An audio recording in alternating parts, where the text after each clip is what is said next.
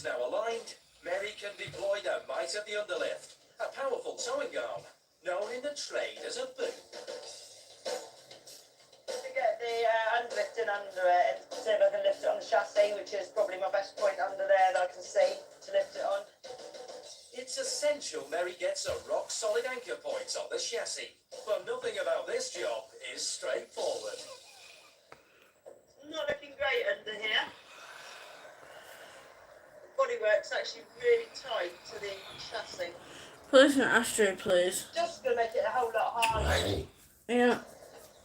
The shape of the van So- means the chassis and the underlift can't be joined together, so she needs some adapters. Oh, I've got one in with me already. Some trucks lend themselves well to a rear lift.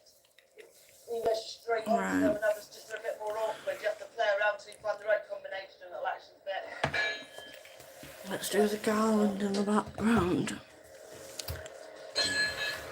Some of the trucks you gain to, if they've been modified for whatever reason, they can give you some real nightmares. So we saw, we did an elf before, and that was, so that's kind of more light in it, and we'll do the elves a bit darker. It really wasn't quite hanging underneath, there's a lot of rust. I think at one point I actually got hooked up in the clothing on it, and I got eyes full of rust. Oh my days. Things with the ending left of it by the time we're finished. It's literally falling apart under there. Never had so much rust going all over me. Oh yeah, just first, because it's quite fiddly. Down your clothes and all over you. After a serious amount of head scratching, Mary has successfully managed to attach the underlift to the chassis, and the lorry's rear wheels can now be lifted clear of the ground. I've knocked most of it off now, but yeah, I think most of it's sitting down in front of my t-shirt at the minute. There's one final and essential step before the lorry can be moved. Something perhaps not unfamiliar to this kinky boss. A bit of tying up. So you have to chain it forwards and backwards, stop it sliding on the chassis rail. Otherwise when you brake it comes hurling forwards, and when you take off she goes hurling backwards. This would be a fun bus. Finally, after 3 challenging hours, the old lorry has succumbed to its mistress, and it's ready to be dragged away. That's us done now. The love bus is ready to rock and roll. Heading off to Erith, to the pound, to be locked away. Chained up. There's only one thing sweeter than the smell of success. Every recovery op's Achilles' heel. The smell of frying bacon. Maybe a quick trip to the butty van first for a bacon butty. I've had to endure loading this with the smell of bacon wafting across the road for ages now, and I'm like, it's just, I can feel it calling. It's got to be done.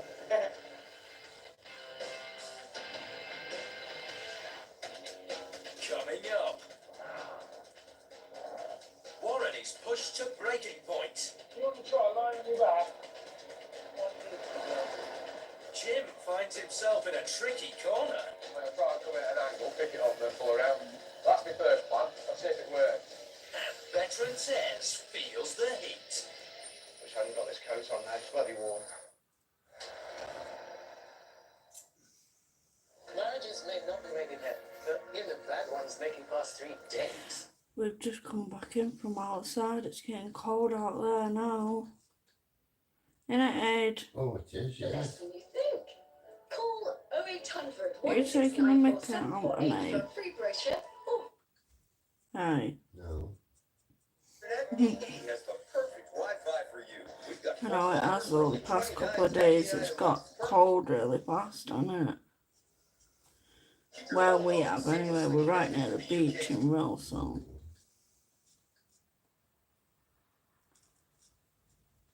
Any stalkers, please don't come round.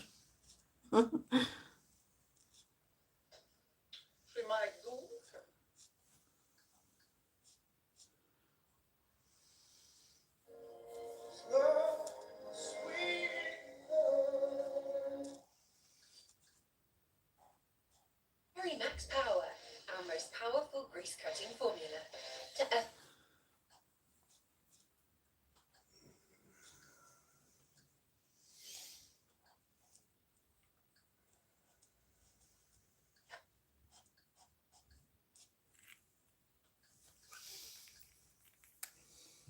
slash regardless.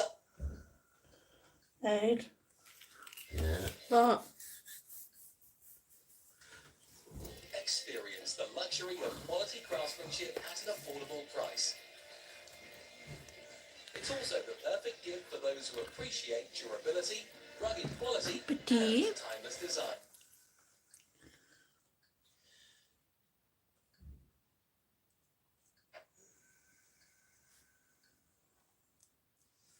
Long-lasting radiance, long-lasting.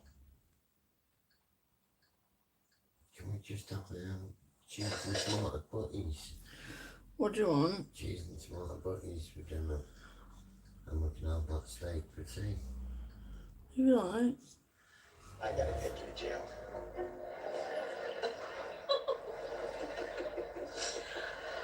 Oh, God. All right.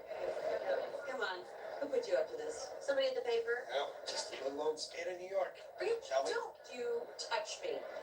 You really think you're taking me anywhere? No, not anywhere. Just jail. Oh, God damn it, Milo. You really don't seem to understand. I'm in the middle of something really important. Okay, I'll tell you what. You want to make a break for it? I will give you a 10-second head start for old time's sake. I am an adult, Milo. 10, I, 9, do you really think that I 8, 7.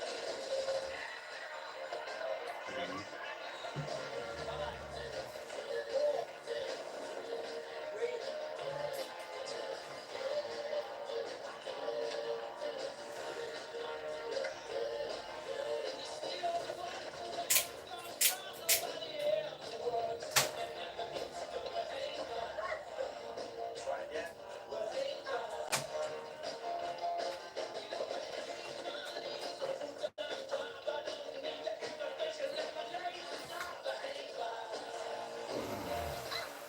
Extra salt. Just a little like.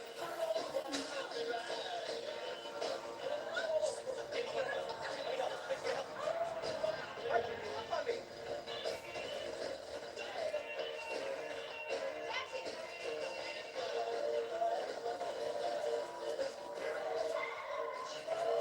I'm not going to jail. Oh, I beg to differ. Oh, what? Now you're going to shoot me? Nope. I'm gonna shoot a cab driver. He doesn't mean it. No, I mean it. All right. We got to talk about this. Fine. What do you want to say?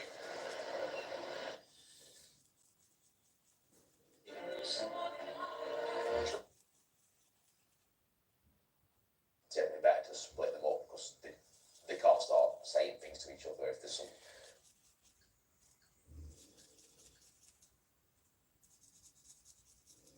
The bike jump which came to define the movie was a late addition.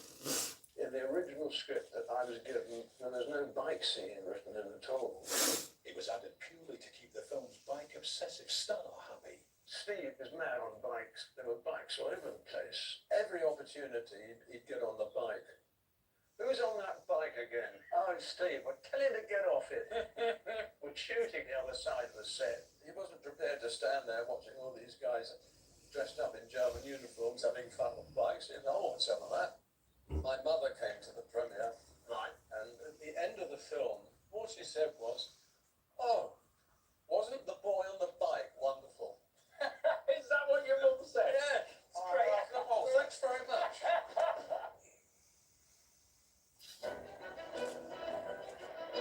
Guy wants to make his jump in exactly the same field where stuntman Buddy Kings made movie history in 1962. So stunt coordinator Andy Godbold has come to southern Germany on a recce. You can recognise the mountains from the film, can't you? Along with the TV crew, he's meeting farmer Joseph Kern, who owns the field. To make sure that Guy's jump will be in exactly the same position as the film. Stay with me. Line cross here. Fence wird Du darfst es nicht im Film. Profit Pleasure da hin und her gefahren und das Ganze. This is the perfect camera position. Up the back. If you do it very, very lightly with a very tip, you can like get quite a thin The Great line. Escape movie was all filmed at locations in southern Germany. While the movie's prisoner of war camp was built in woodland behind the Bavarian Film Studios in Munich, the real Stalag Luft 3 was over 400 miles northeast in woodland near the town of Chagrin. During World War II, Chagrin and the camp were in Germany. After the war, the border moved, and now both are in modern-day Poland. What a place! What a place! And we've had the mayor. He's up in that window there. There he is. This is the mayor. The mayor. All right, lads. The mayor, I used to think it used to say the mayor. There was no motorbike in the real Great Escape, right? Yeah, there is a memorial of Hey. the triumph that Steve McQueen What? jumped over the I first said I used to think it was like said mayor. no motorbike at all. No. To learn how else No, is it, the man? differed from the movie, Guy drives 5 minutes out of Chagrin All right, guys. to the site of the infamous Stalag Luft 3. Morning. How are you guys? How's it going? Yeah, good, thanks. Welcome to Stalag Luft 3. Here we are. You know that guy Walters, who wrote the book, The Real Great Escape? What boy? Bloody knowledgeable. So just to give you a bit of bearings for what would have been here was a great big stocking fence. Yeah. And then if you just stop here, you can see the entire length of the tunnel. Yeah, I mean- Concrete. Yes. So what's that? The North Compound. This is where the British Ta. in March 1940. You got an ashtray, please. The compound of the movie is actually quite small. Isn't Yeah. it? It was quite small in the Don't movie. smoke, kids. It's no good for you. More and more prisoners coming in, more people being shot down, more people being captured. Yeah.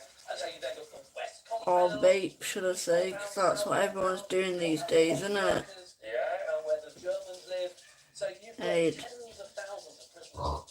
That's what everyone's doing these days, isn't it? The kids are not going to smoking like they used to.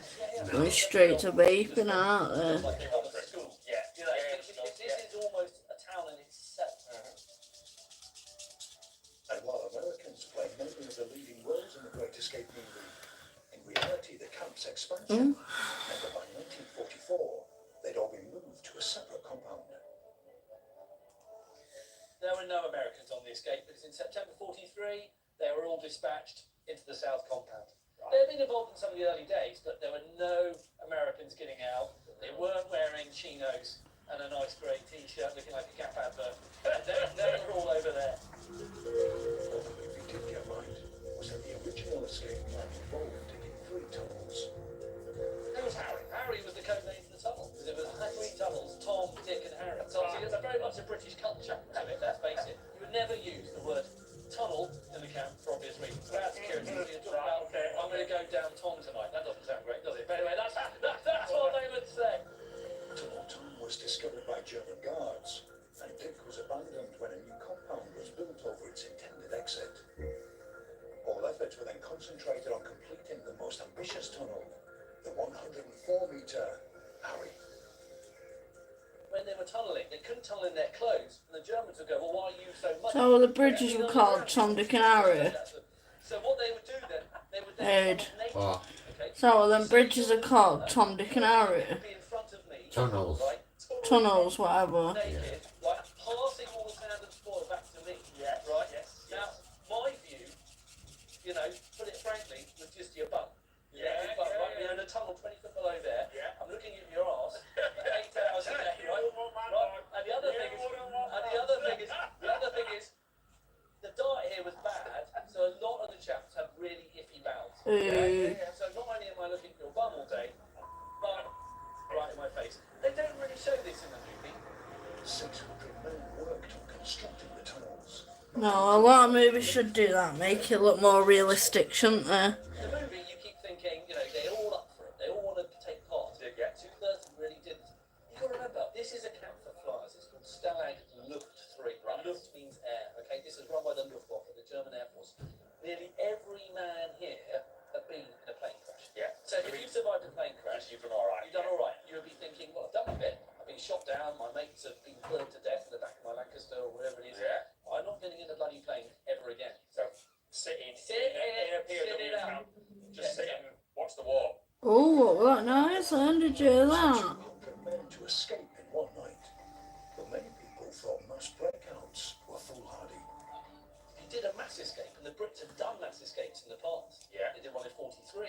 But then what the Germans do, they do a general alarm throughout the whole of the Third Reich. Yeah. So when that mass escape took place, in the alarm afterwards, the Germans rounded up 14,000 other escaping. 14,000? Yeah. So those are escaped forced labourers, escaping slaves, escaping other prisoners of war, escaped regular criminals. Yeah, so you're ruining it for everybody else. And the Germans here even said, look, we know you're doing something big, we don't know where it is, but, you know what, just do get out in 2s and 3s, because you're not going to cause this great big alarm. Despite warnings against a mass breakout, on the night of the 24th of March 1944, as soon as darkness fell, the Great Escape began. So you can imagine here, you're a guard, and you've got your rifle, Looking what's going on in the looking what's going on, you've got some binoculars, you can see it's up to no good. Yeah. It's cold, you know, you're rubbing your hands. That doesn't come across in the film. Exactly, in the film it's It's lovely, brutally sun. cold. Weather's more like this in the film. Right, but in reality, it was a very cold March. About -2, snow was on the ground. Okay. And of course, what's going on in the small hours of the night is that the prisoners are all getting out over there.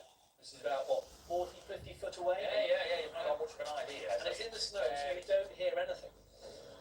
As in the film, the tunnel did fall short of the trees, but 80 POWs made it through before it was discovered. 4 were captured within feet of the tunnel exit. The others headed off through the woods. We are 200-300 metres from the camp. Yeah. You can't see it anymore, you know, you're putting it behind you. By now, you can start to get disorientated very, very quickly. Yeah, you've got a number of And, hours. they get lost. They've got a few rations, but not a lot. And, it's cold and you're moving around. So within about 4 or 5 hours, you're going to get very tired. Another 20 would be captured within 1 day. I hope we're going right. Yeah, we should go right. It's Okay.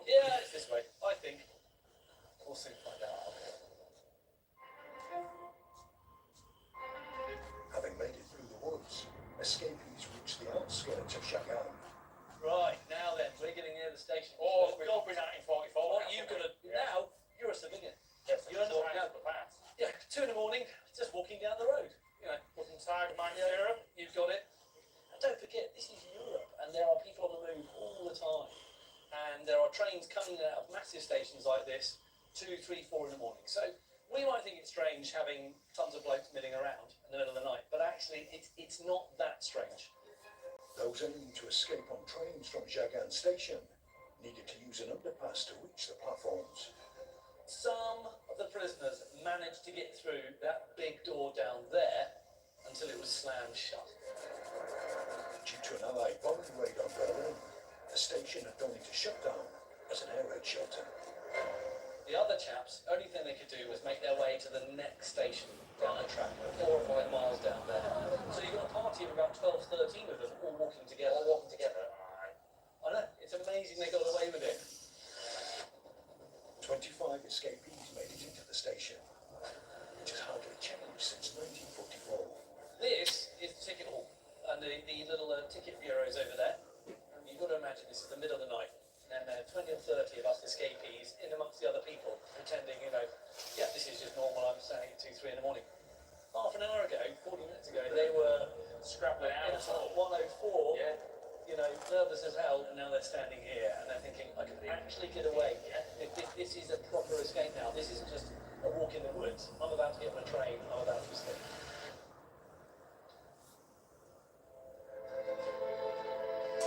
All 25 did get away from Jagan on trains, as did the whole group who walked to the station further down the line. Sadly though, as is portrayed in the movie, only 3 great escapers actually made it to freedom. 2 Norwegians, Jens Muller and Per Bergsland, escaped on a ship to Sweden, and Bram van der Stok, the most decorated pilot in Dutch history, made it all the way to Spain. Within just 2 weeks though, all the others had been recaptured across Germany and occupied Europe. And for most, that didn't just mean an end to their escape. So this is what makes The Great Escape not just an escape story, but it's also a murder story. Okay. 50 of them were executed. In the movie, they're shot in a field with a great big machine gun and laying down.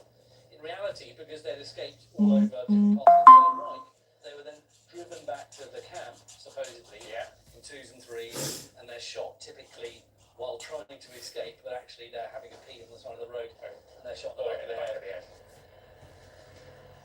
As soon as these chaps were shot, then were taken to local crematoria.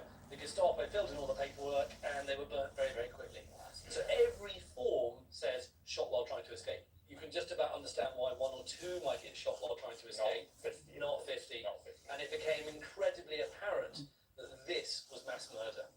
It was a slaughter, all ordered directly by Hitler and carried out willingly by so many members of the Gestapo. And so the person who was absolutely livid about it was the camp commandant, Lindeiner. Okay, he didn't see himself as a Nazi. He looked at these young men as his charges, as his boys. Yeah. Like a benevolent old school teacher. And so he pays out of his own pocket for the construction of a memorial to the 50. So this is built during the Second World War by POWs for their comrades, their fallen comrades. And he also gave them the picks and the shovels to do it with under their promise, their parole, that they wouldn't use them for tunnels. Yeah. That promise was kept by the British. There was no more attempted escapes after the Great Escape. Senior British officer said, this is nuts. What's the point in doing that again? This is still the greatest, I think, single murder of British combatants by the Germans. The Great Escape is a unique story because of this. It's this slaughter of these innocent young men. Bloody hell. Sticking the throat a bit, right?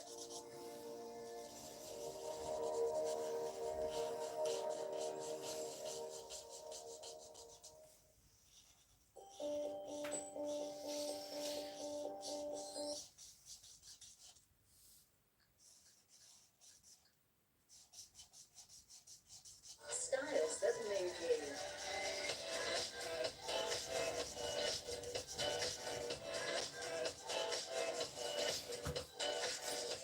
Got Mars bar. No, thank you. Oh, I've got Mountain Brew. Charms. Order your free catalogue today with comfortable styles. Oh, I've got them at 50 pence each. Right. Plus, get free delivery on all orders with code TV free. Call to request a free It is dinner. I remember when chocolate bars were like less than 50p each. What? I said they are dear now, chocolate bars. I remember when they used to be like 50, less than 50p each. I can remember you could get 3 for £1. Yeah. I think they were like 35 pence a chocolate bar, yeah. So you could buy 3 for £1. Yeah. Entry starts from just 89p. We've got everything from dream cars to tech and even stacks of tax-free cash. And the best bit, with limited ticket numbers and guaranteed draw dates, your odds might end up being better than you think. So head over to greencargiveaway.co.uk to check out our latest competition. And grab yourself a ticket for tonight's big draw. Good luck. Oh, my eyes are watering. Are we having cheese and what? We've got for dinner. If that's what you want. Do you want? Do you want it now? Yeah. Are you having yours now? In a sec, yeah. The lightweight joke.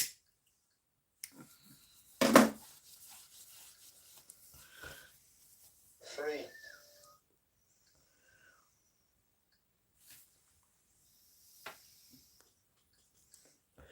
We need some darker in this. Okay, Martin, so 235 horsepower, is that okay for this? Yeah, we're good to go. It's quite good power. Cool, so let's mess with it. Before we can boost the performance of our engine, Martin needs to remove our car's ECU or engine control unit. Now, there's no real mystery about ECUs, it's just a computer in a box. But the thing we're most interested in is that little chip there. It's an EEPROM. It's a bit like an old-fashioned version of a memory stick. We're going to replace the chip with a new one, which will be programmed or mapped to increase both brake horsepower and torque. Now we've now got a new map onto a new chip, which is going to give our car more performance, more power, basically more drivability. Do over other pen maps, but the first layer drive first. Don't want to be so dear. I'll rip him.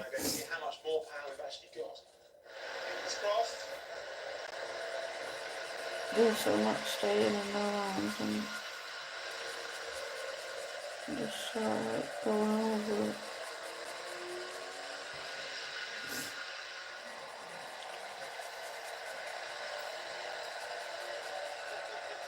Look at that, it's pretty much bang on the money. 266 horsepower. That's basically 31 horsepower more than when we started. So, well worth it. What a brilliant result.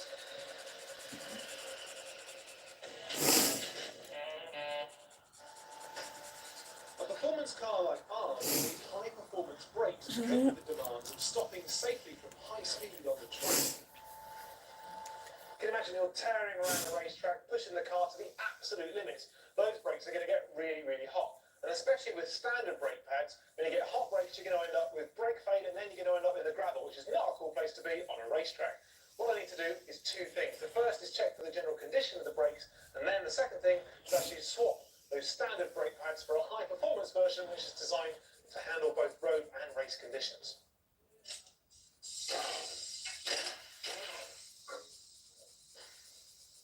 Now, first of all, the disc is actually looking in pretty good condition. There is this groove on here, but actually you can barely feel it. It hasn't got much of a lip on it either. And if we were doing really full-on hardcore racing, probably at some point we change to solid vented discs, because what can happen with that kind of cycle of hot and cold is cracks can form in between these holes here. Then the worst case scenario is eventually the whole thing shatters. But normally with racing, we actually be changing the disc pretty regularly anyway. But ours are in good enough mix. I'm happy with that. So have a look. Now the calipers, again, they're looking almost brand new. They are 4-pot calipers. So you've got piston here, here, here, and here. All those pistons are forward and pushing on those pads, which then of course push on the disc, which is how the whole car slows down. What we do is just start to pull them out. Okay. So I've got the pads out. They're actually in really good nick. Loads of meat on them. They're not really good enough for racing. What we need to do is use these special carbon metallic compound brake pads. They're kind of based loosely on the technology used by Formula One cars. Formula One cars have pure carbon brakes. The problem with that is they need to be up to temperature before they work, which of course would be no good on a road car, because on a cold day you've just started driving, come to your first junction, you're going to go sailing straight through because the brakes aren't actually going to grip. So this is the best possible compromise. It's great on the road and great on the racetrack. With a bit of copper grease to stop it squeaking, they're ready to be fitted onto the car. It's looking alright. There we go. I reckon this has gone really rather well. Disc brakes are in good condition, the calipers are good, and now with our racing pads we are ready for the track. Let's hope the other three are just as easy. Right, I'm just gonna go make a sandwich. Our car's really beginning to take Yeah, shape, but what it needs now is some uprated suspension that will keep it stable when it's on the track. So I'm off to meet a guy who knows a thing or two about how to get these cars prepared. All we need is the car handling right, setting right, and hopefully he can point us in the right direction.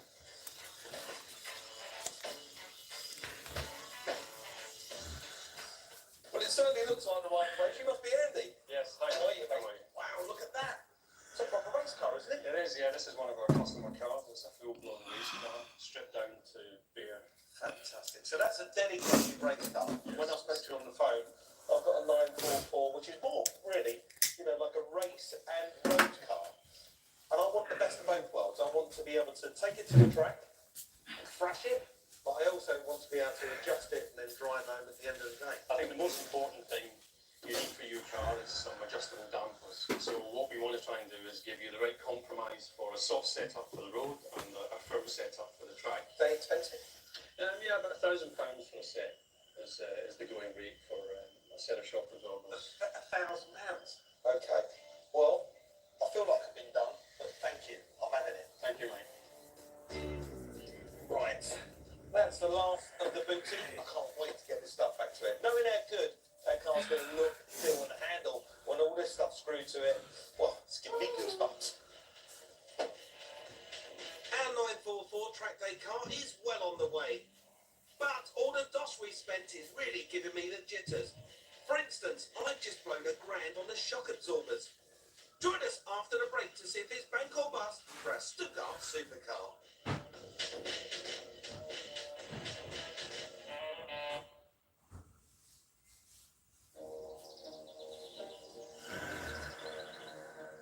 Can I have salt on it? Okay,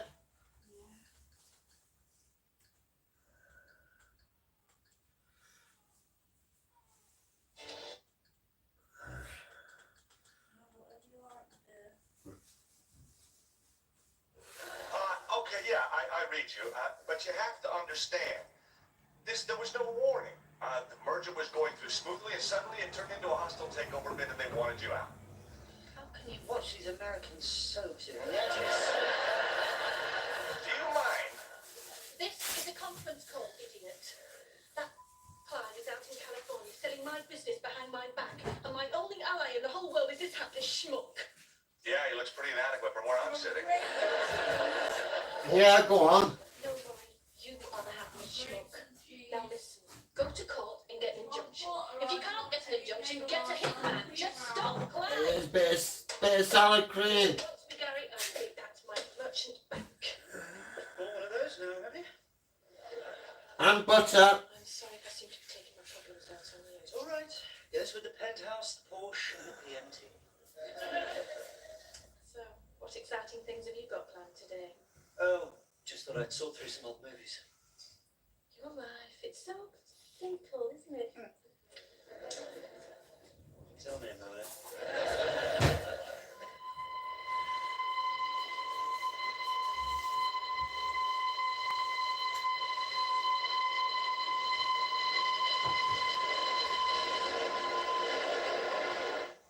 Oh, for a minute, I was even going to top myself. So did I. Do you reckon we're the only people in the country never to have seen Brief Encounter? Well, I tried watching it last Christmas, but I dozed off on account of having to eat 2 turkey dinners 53 years apart. Yeah, this must be nearly over and still no nightclub scene. Gary, am I an idiot? You're my best friend, Ron, so I won't answer that. Then it must be you. Because it suddenly occurs to me, if Gary Sparrow does make an appearance in Brief Encounter, somebody would have mentioned it to you before now. No, you still don't grasp the basic paradox of time travel, do you? I'm not in Brief Encounter yet, because in 1944, they haven't finished filming it. Then why are we watching it? In case.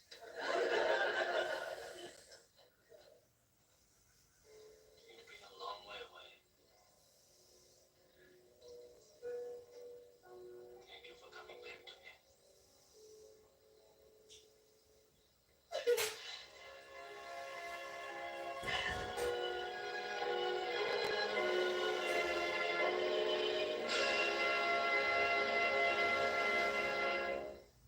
Well, so far so good. How are you going to get out of it? I don't know. Phoebe is longing to sing I Just Called to Say I Love You on Sunday. You didn't write that too, did you? She thinks it's my best song since Bohemian Rhapsody. Idea. Why don't you let Phoebe sing the song? You put her a false beard or something, say it's MI5 regulations. Suppose I Just Called to Say I Love You does end up in a hit 1945 movie, right? Stevie Wonder will never get to write it, which means I won't know how it goes in the first place. Well, look on the bright side. Maybe you did write it and Stevie ripped you off. You could sue him.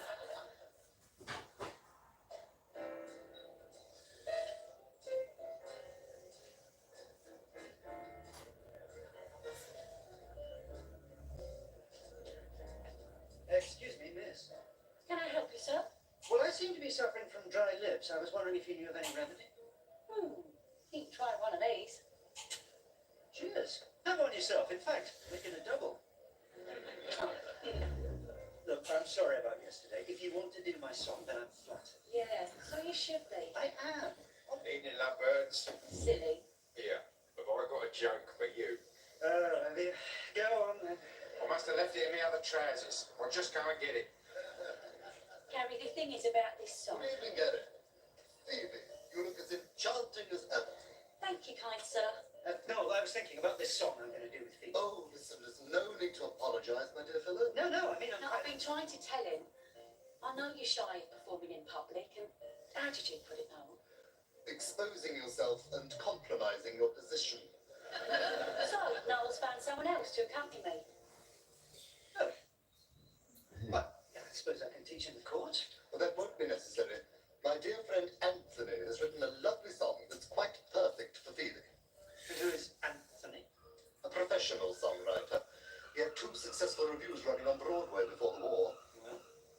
3 successful dogs running at Haringey. I don't go on about it. Hey, don't be childish. So you don't want me or my son? That's right. You should be relieved. Oh, yeah, well, it's a load off. So when do I get to meet your dear friend Anthony? Well, he said he was going to be here tonight. Oh, and here he is. Oh. Oh, it's lovely to see you again. Anthony, this is Gary Sparrow. Gary, this is Anthony Blair. How do you do? Please, call me Tony. Tony Blair. Wing Commander, Blair. Only he's too modest. Phoebe tells me you spent quite some time in Hollywood. Did you ever run into Ethel Merman? No. No, I didn't have a driving license. Noel said you had a ready wit. It's just a question of whether the rest of us are ready for it. You know, 3 tons of human hair. I beg your pardon. It's a joke. Brace yourself. 3 tons of human hair was stolen last night from a wig factory in Catford. And police are combing the area. That's so good. Reg, it's your joke. Well, I read it in a comic, but I've never heard it before. Come in the area. I don't know. I like him. He's so utterly without guile. So, when do I get my hands on your ditty, Anthony? No time like the present.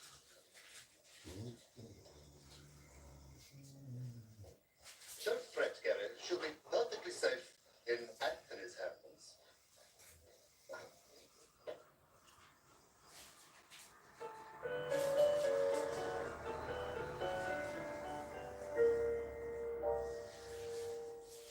The first time I saw you, I knew I'd adore you. I couldn't do less. I tried to ignore you in case I might bore you, but now I confess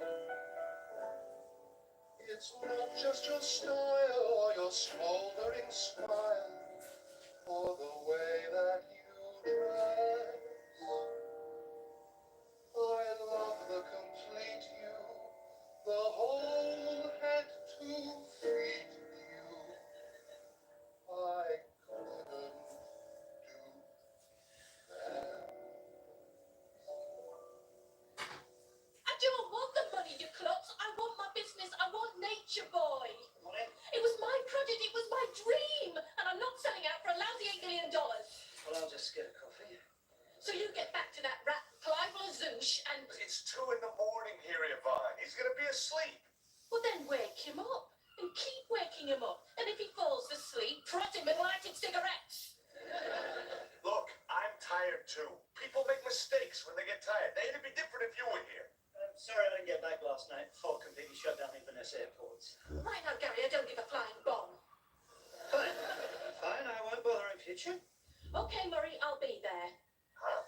You said it'd be different if I were there. Okay, I'll be there. You better tell Clive he should get some body armour. I've got to get to the West Coast.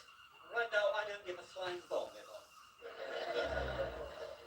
I'm sorry I snapped at you, but I'm under savage pressure. I've been on the phone all night. My right ear's really numb. Well, maybe I can do something about that. Gary, And if you haven't been to bed all night, what say you and I just... I haven't got time for that. Look, I know this takeover madness has turned me into a complete crazy bitch. Oh, I hadn't noticed. But you still matter to me.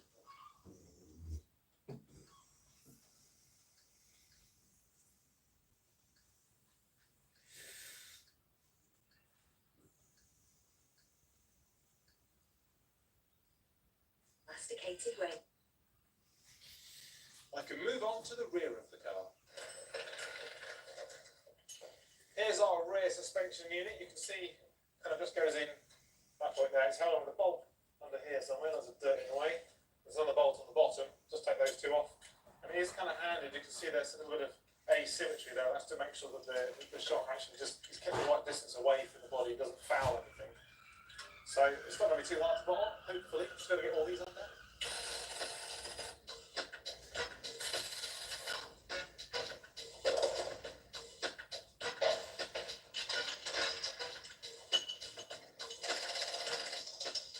Our coilover is in position, but you may remember that when I took off the shock absorber, it didn't have a spring around it, and that's because this rear suspension already has a spring in there, it's just in a different form. It has a torsion bar, which is hidden underneath that. A torsion bar suspension is a big lump of metal, spring steel in fact. Imagine you've got your trailing arm just here, and your wheel will be going there. And your suspension is going along. Every time it goes up, it tries to twist this suspension. That resistance of the metal to that twist is where your spring effect comes from. On a normal road car, like this, that's fine, but of course on a racetrack we want it much, much stiffer, so we put in this spring to assist that. It's an assister spring, and that helps keep the suspension really taut. The problem with that, of course, is that now this trailing arm is further away, so this gap is actually bigger rather than being smaller. So the next modification is to adjust these bolts here, and then bring everything back to the car to be sitting as low as possible. To help the car handle sharply, we need to... Can I have 1.5 butties? How many butties are you doing us? Up and down. I want to be right as low as possible, so that's down as far as it's going to go. Alright. So what I need to do now is I'll do the other side quickly, just check that's the same. I'm just going to measure. What? It's about 11 mil, which is great. So I'll check the other side, make sure they're the same, and then that way at least we know we've now sort of dialed out some height. I'll have a packet of crisps with it as well. My final modification to this car is a set of proper racing wheels with performance tyres for the track. Mike's managed to pick me up a set for £200, but they need painting. And that can only be in one colour. Porsche Racing Orange. With the new wheels on, I need to sort out how this car is going to sit on them. I'm lowering the car onto boxes. This gives me access to make my adjustments to the suspension level. I reckon, just by eye, the front suspension is probably down about an inch lower than here at the back. But actually, when this car came out of the factory, this sill would be about level. Put a spirit level on there. The bubble would be pretty much in the middle. So that's what I'm going to do as a rule of thumb. I'm just going to put a spirit level on there, having taken into account that this floor is slightly sloping, and that'll give me an idea of how level I need to get it. According to the spirit level, this is now level. So, and it is a bit too level actually. I want a bit more of a rake, I want a bit more aggression. Now I'm going to adjust the shocks. So the front of the car sits slightly lower than the back. Yeah, that is cool. All the safety stuff's done. Engine's got a bit more power. The suspension's better. This car is now pretty much ready for a track day event, and I am so looking forward for a test drive. We took a gamble by taking this superb example Porsche 944 and turning it into a track day car. Ed's magic touch means this car will go like a rocket when it finally goes out on the track. He got to work fitting adjustable racing seats and 4-point safety harnesses. Ed then boosted the engine power to 266 brake horsepower by getting the engine's onboard computer chip remapped. Finally, to make sure it handled well, he uprated the suspension with a new set of shocks and racing wheels and sticky tyres. I paid £2,800 for our Porsche 944 Turbo. We then spent £400 on the roll cage and £340 on the racing seats and brackets. We shelled out £120 for the 4-point racing harness set and an engine remap at £250. Those full brake pads come in at £180. But our budget took a real hit with those 4 new shocks and springs coming in at £1,000. General spares came to around £70. And finally, we paid £500 for Porsche racing wheels and tyres. Added up, that means we've gone £600 Oh, thanks, honey. over our £5,000. Brilliant. I'm just gonna have my dinner. Just having my dinner. What have you done to the wheel? Is there a circus coming into town? Easy, Tiger. That is Porsche racing. Oh, as it starts. I think it looks really good. This is a racing car pretty much after all. It needs to look merry. What we're going to look like driving down the road in this? We're going to look very cool because I've kept the original wheels and the original tyres. These are our racing tyres. Okay, I've got you now. So when we're on the racetrack, we've got the orange wheels and we're going to look the part. Just having my dinner. Once we leave the racetrack, we've got the original wheels we can bolt to the car and we still look the part. I get it. Yeah, it looks right. It's not just that. You've got all the safety stuff straight down, of course, it now goes fast, it handles the road, it actually grips on the road, but also no power in the engine. Now you point at their eyes and get this quickly. Fantastic. So it's now ready for the racetrack. It certainly is. I think that's what we should do. We should give this Proline a damn good thrashing. This is where we get Did you to put some on? its I did, limits. yeah. Porsche Porsche invited us along to their driving experience centre at Silverstone Racetrack. Over the years, you've done some well. But this time, Right. this 944, it rocks. Does it rock?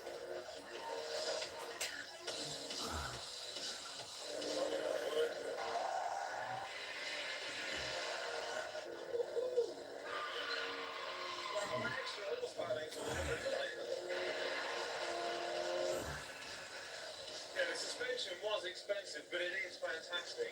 And the 944 has got a great chassis now, it's been fully exploited. You've got those road race tyres and the uprated brakes. It all makes for a really fantastic package. It certainly does.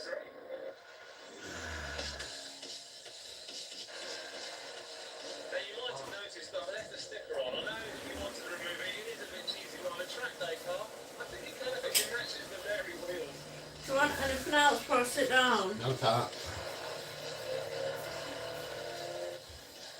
Just shut this window. I've asked a few mates in the trade, and I've looked in the papers, and guess what? Cars like this, it's not as good Can't believe we've not come back from Wales to the birds. That's twice all you paid. I know, good enough. You are great.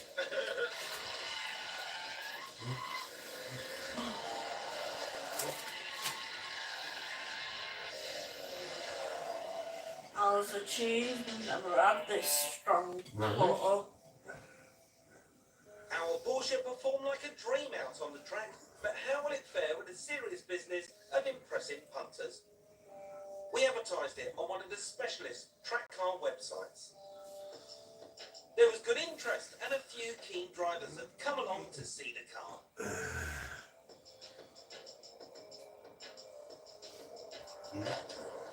The You idea haven't put salt I on. do like it, it's very nice. I like the shape of it, I like Yeah, how I'll- it looks, to be fair. Good. Do you want to buy it?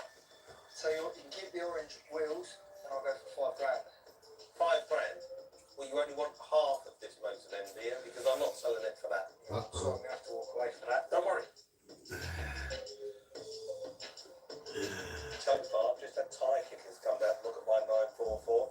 But this guy, Owen, behind me, he seems to know his stuff, and not only that, I think he wants to buy a proper race car. He wants to go track racing in a Porsche, and I don't think you're going to find a better one than that. Wish me luck.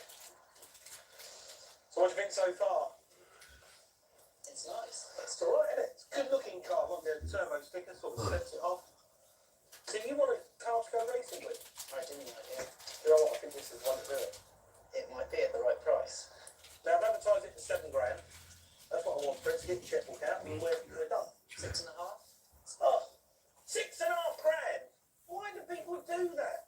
It's got to be worth more than that. I'll tell you what, people always expect money off. I'll give you a couple of £100 off, 6,800 quid. Come on, let's get it done. 6.6. So you can find another 50 quid. £6,650. Find another 50 quid and you've got yourself a car. Come on! Yeah, all right. Yes! You got yourself a top step of a podium. And that means we've turned in just short of £1 grand in profit. So our gamble to turn this into a track day car has paid off. I'm really sad to see the 944 go. When I bought it, it was already a great car. But with Ed's hard work and a little bit of wheeler dealer I something, can we turned it into a better car. Yeah. We have genuinely given it a brand new lease of life, and I hope it continues to deliver thrills for years to come. If you want to see more cars get a second chance, then join us again soon. Ta-ra. Ta-ra.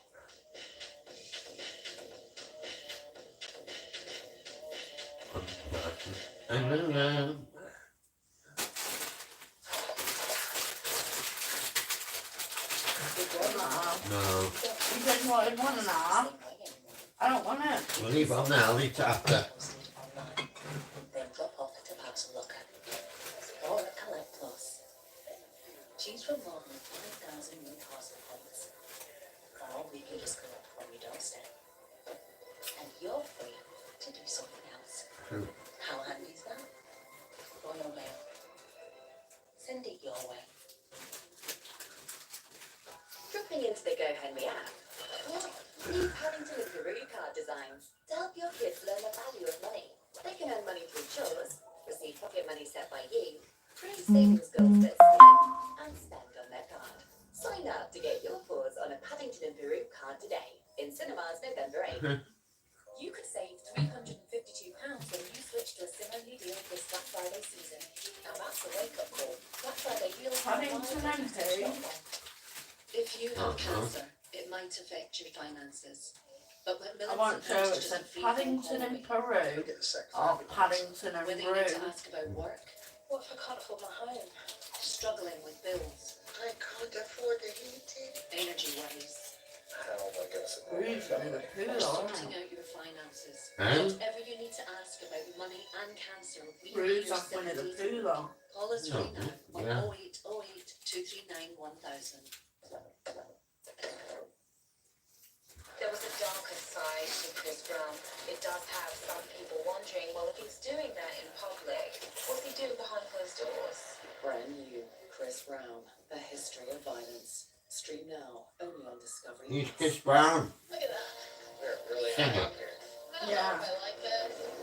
Went out with Rihanna, didn't he? Beat her up. There's no way Willis is coming up here. I've never known anything like this over outside of the law. Be careful with it. Watch out! Oh my goodness. Take your home off the beaten track. Building off the grid. Wednesday 10 on D-Max. Or stream the full series now on Discovery Plus. I'm Vinnie Jones. We're back with more construction chaos in a brand new series of Vinnie Jones in the Country. Streaming 18th of November, only on Discovery Plus.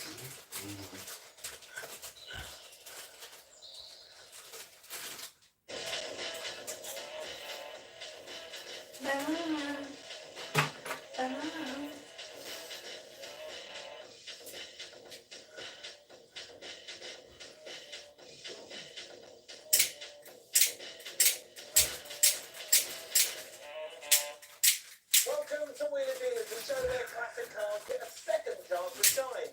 I buy the motors and I do them up, and then when they're back to their very best, we sell on for a decent And profit. we still watch Now it. this time, I can barely contain my excitement. We're after a proper classic with Italian design, a great big American engine, and a famous British name.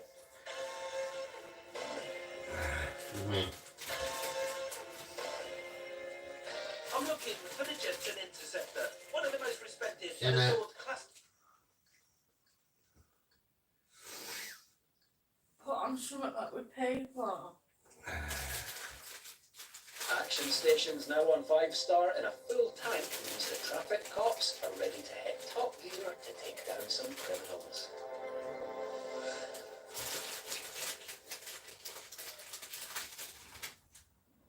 Police emergency. Start approximately 10 minutes ago. Building markers, fires, and robbery. Oh,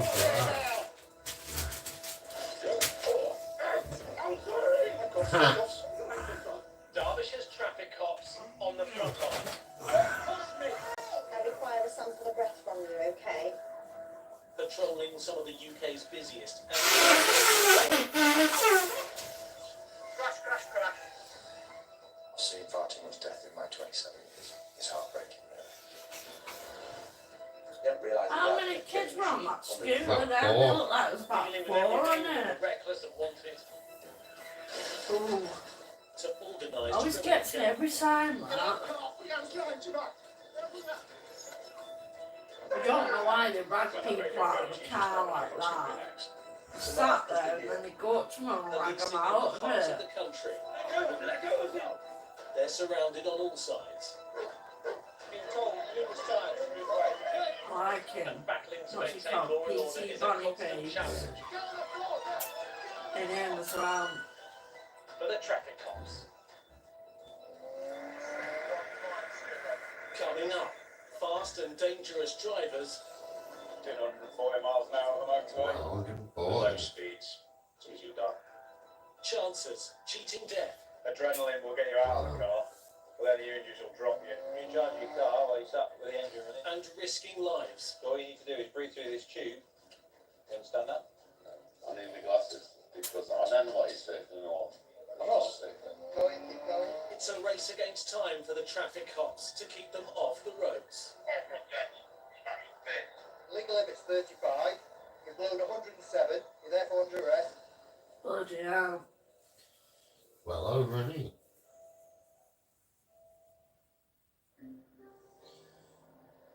just sitting there, nothing on the inside lane, no excuse. Don't quite know what they're doing. On the M1 near Chesterfield, it's 10 p.m. Another flash. Traffic cop Dave Nader is checking on a car blocking the middle lane. I think it's that common. I think that people just sit here and don't realise what they're doing, and they just sit there and wait. It's an offence that carries a penalty of 3 points and a £100 fine. What, hogging a lane? Yeah. And he's done the right thing. You give him a flash, he's pulled over.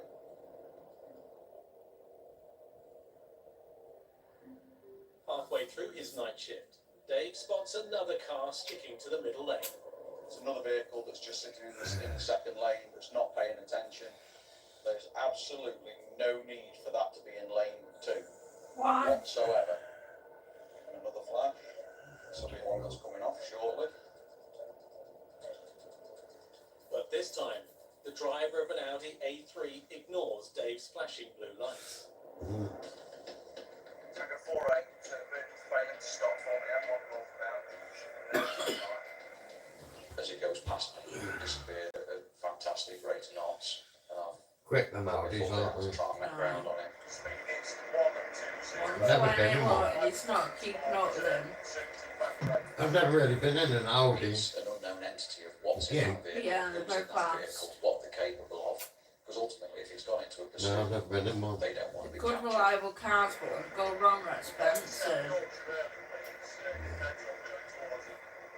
With the driver speeding at twice the limit, desperate to get away, Dave needs backup Think fast. so.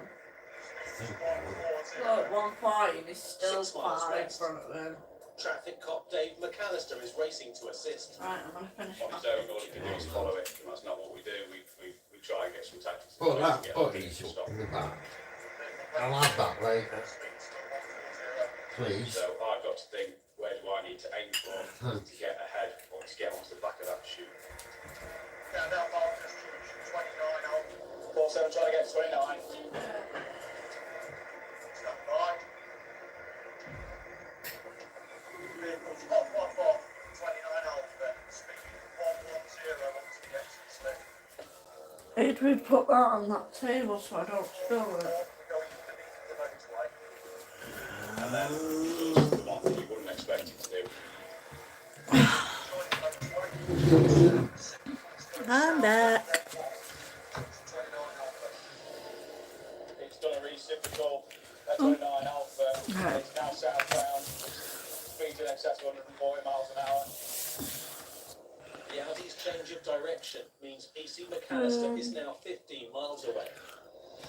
He's now approaching 28. We're just coming to 29 and we'll hopefully get behind him. Dark green one. Yes. Up ahead, the Audi driver makes another unexpected move. Stand by. Vehicles off. 28.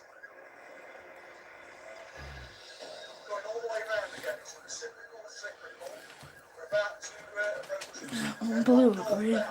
It's more like a teal, this one, isn't it? Despite heading in the wrong direction, There they are. That's it. PC McAllister has a plan. Right, shall I use this one? Oh, my red. 47. I'm going to come off at Timmy Services and transfer to the north. We don't have to use the junctions. We can bypass that and go around the services. And that's precisely what I do. Right, we're on the same stretch of road.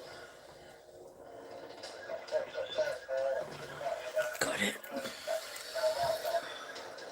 After 15 minutes, several units are now on the M1 hunting down the Audi.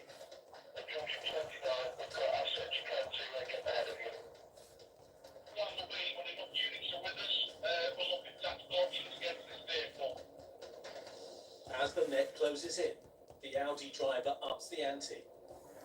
Disappearing northbound fast. Just little ones in any All Dave direction. Nader Don't can do do them is try and stay with the suspect until backup arrives. This car is not feeling good. Come on. We are desperately attempting to close that gap between ourselves and Dave. The speeds that the vehicle is travelling at are massively excessive. He's running 155 miles an hour. We're at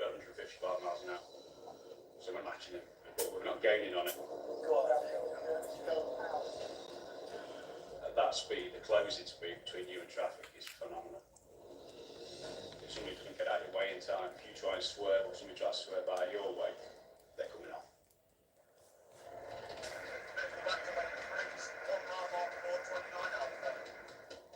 The Audi is now also weaving between the lanes. Driving in the manner he was on the road. Cars coming towards them, they wouldn't stand a chance. Off, junction 30. He goes Reese's. He's come off at 30. With backup still minutes away, the Audi is able to leave the motorway again. Stand by. And this time heads into the countryside. Into the country. Towards Eccleston from Radishaw. Speed is 80. So he's come off motorway, obviously 70 mile an hour limit. After a short amount of time, he's into 30 mile an hour residential roads. On the approach to the Radishaw area. And he's still doing motorway speeds. There So we he's go. absolutely I don't know if you can see that on the camera, but it does look okay.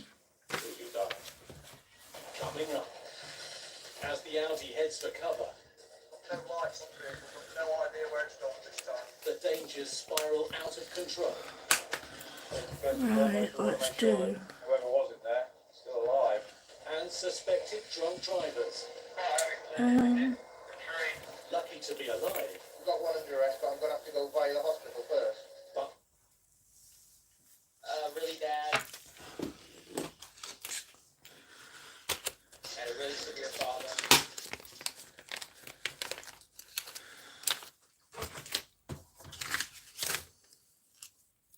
What's your fa-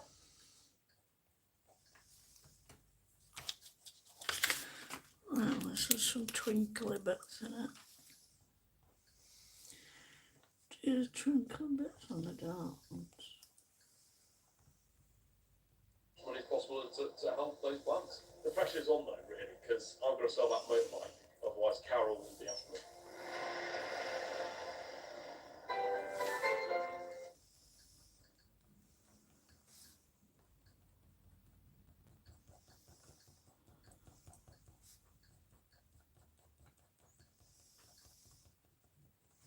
All these years so you could embrace your true self. Yes, while the whole time did not.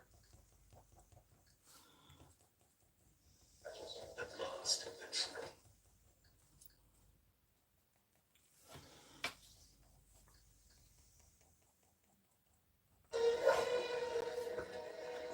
Morning. I don't suppose there's any news of Bates.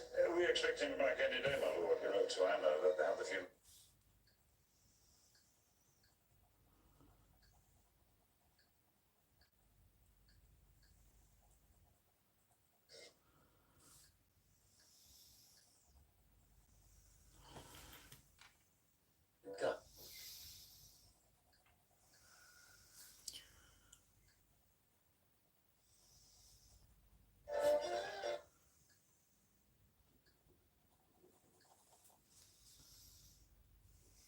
Is that your belly rumbling?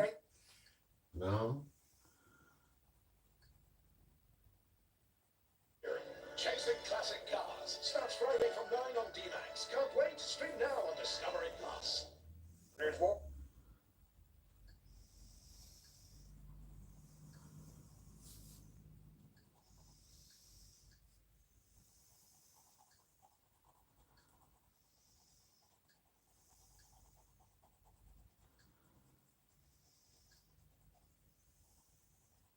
Couldn't afford them. Gary, I need Dosh. It's for a good cause. It's soon as you can take your bird out. Bird? You're talking about Flick, the woman I admire the most, the woman I lust after, the woman I dream of. I notice love isn't exactly a chart topper. Look, sorry, mate, these are not poetic times. Lend us a monkey. 500 quid? You're kidding. 200 then. Ron, I can't finance your lust life. You're jealous, aren't you? You're jealous of my high-flying lifestyle. Restaurants on the King's Road, parties in Belgravia. Claridge's. Gary, we did it in the lift in Claridge's. How about that for a memory? Oh yeah, that's It's the only thing with these, they keep doing this, don't know why. With a member of the aristocracy. Put my glasses on, my eyes keep watering. Got Glyndebourne. I've even got a couple of tips for Glyndebourne. Tips for Glyndebourne. It's an opera house, Ron, not a dog track. Yeah, I knew that. Don't let me down, Gary. I want to live this to the full. It may be the only chance I ever get. Well, of course it will. She just sees you as her bit of rough. Okay, but a successful bit of rough. What? That noise again outside.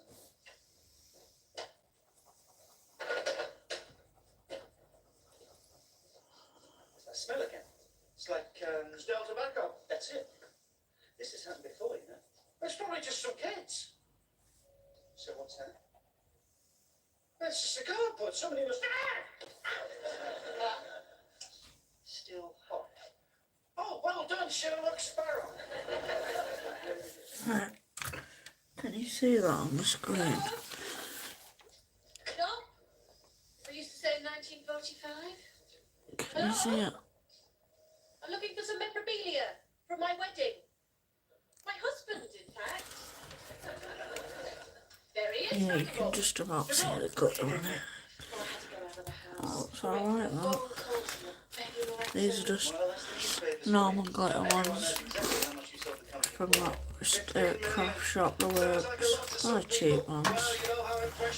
I do want some of them grabby ones, they look really good. Right, let's do a red now. Red bow. We're doing traditional colours. You didn't really write Yeah. it all, did you? You creep.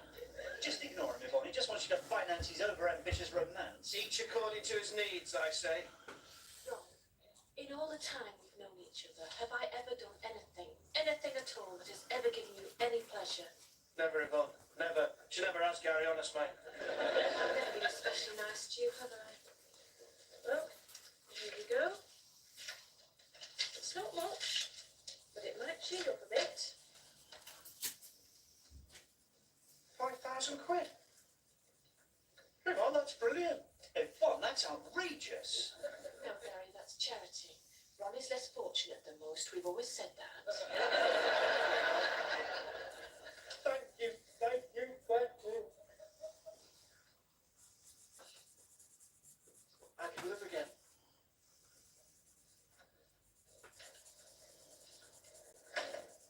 Larry Jones, Excellent charity began at home. Oh, don't worry, I haven't forgotten you. There's a couple of parties this week. On Saturday, there's the Time Stands Still party. Fancy dress in any era you like.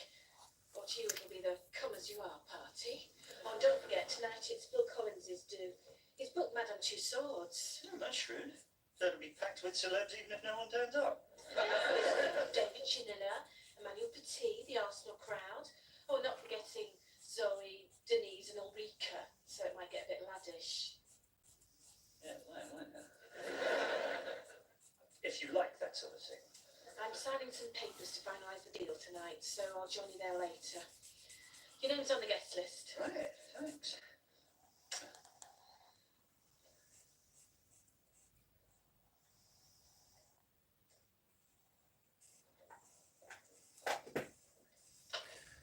What time do you call this? Waiting for you, Gary Sparrow. It's like waiting for the water wind. You know I've got to be down the club tonight. Fine, I'll take you, okay? No, you can't. You're supposed to be here looking after your son, remember? Anything you say, Phoebe, just tell me what you want me to do. I want you to take some responsibility, Gary. Take some of the weight. Michael went to sleep without seeing you again.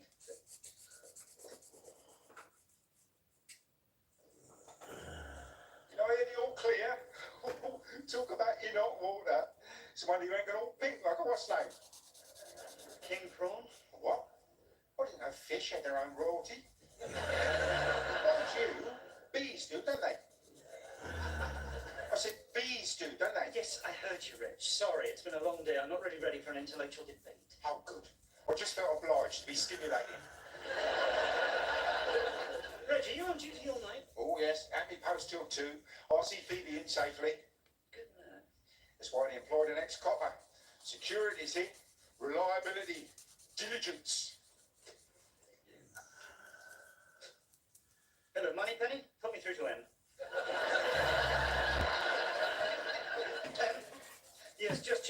the Phil Collins gig? Mm-hmm. And you want me there right away?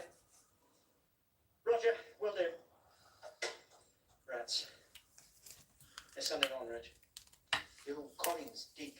The Phil Collins gig. Is Phil Collins code?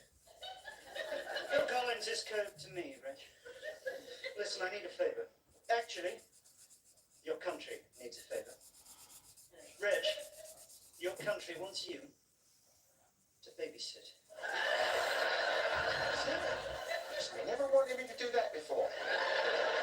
Well, perhaps I didn't like to ask, but we're asking now. Can you hold the fort while I go and... Phil Collins. Phil Collins.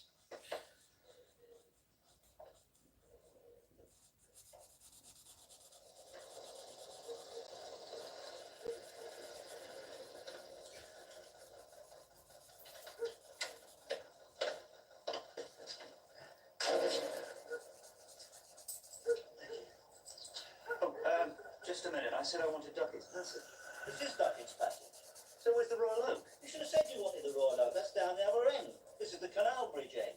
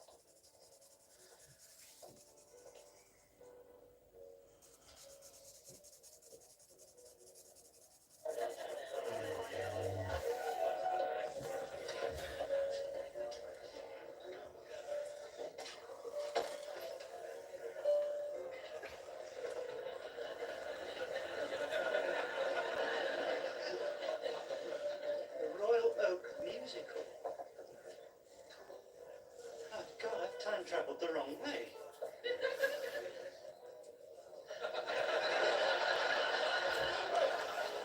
What's the meaning of coming in here dressed like that? I'm not sure. That's very, very unprofessional, turning up in your stage costume.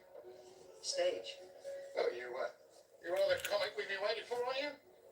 Certainly look like one. Then yes, I'm him. Well, what is it then? Champagne Charlie or what?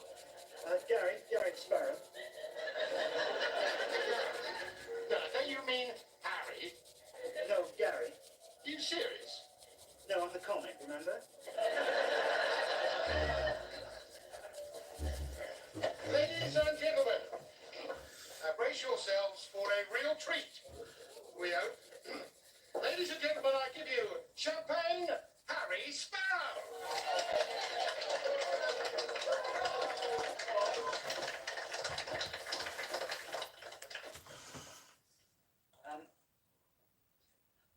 I say. No. A funny thing happened to me on the way to this theatre. Well, that's a better look. Punchlines haven't been invented yet. Give me the chance, yeah? Right. Yes. How many women does it take to change a light bulb? What's a light bulb, mate? Well, no, nothing like that. There's,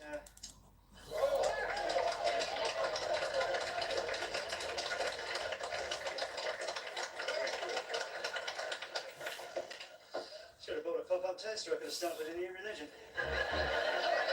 What? Pop-up toaster. My wife, honestly, she is so... Hey, what, mate? The comedy. Hey, speak up. Sorry, yes, my wife is a terrible driver. Get on with it. No, I meant horse and cart driver. No, that's not going to work, is it? Something else.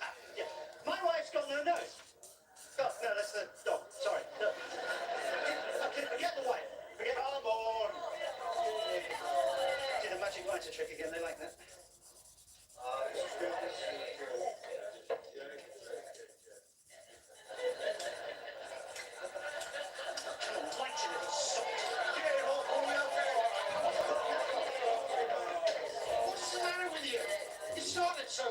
Yeah. Oh, ladies and gentlemen, don't worry, we won't book him again. Now then, to continue Yeah. with the So, real entertainment, ladies and gentlemen, I give you the wonderful, the beautiful, the Cockney Nightingale, Mary Lloyd.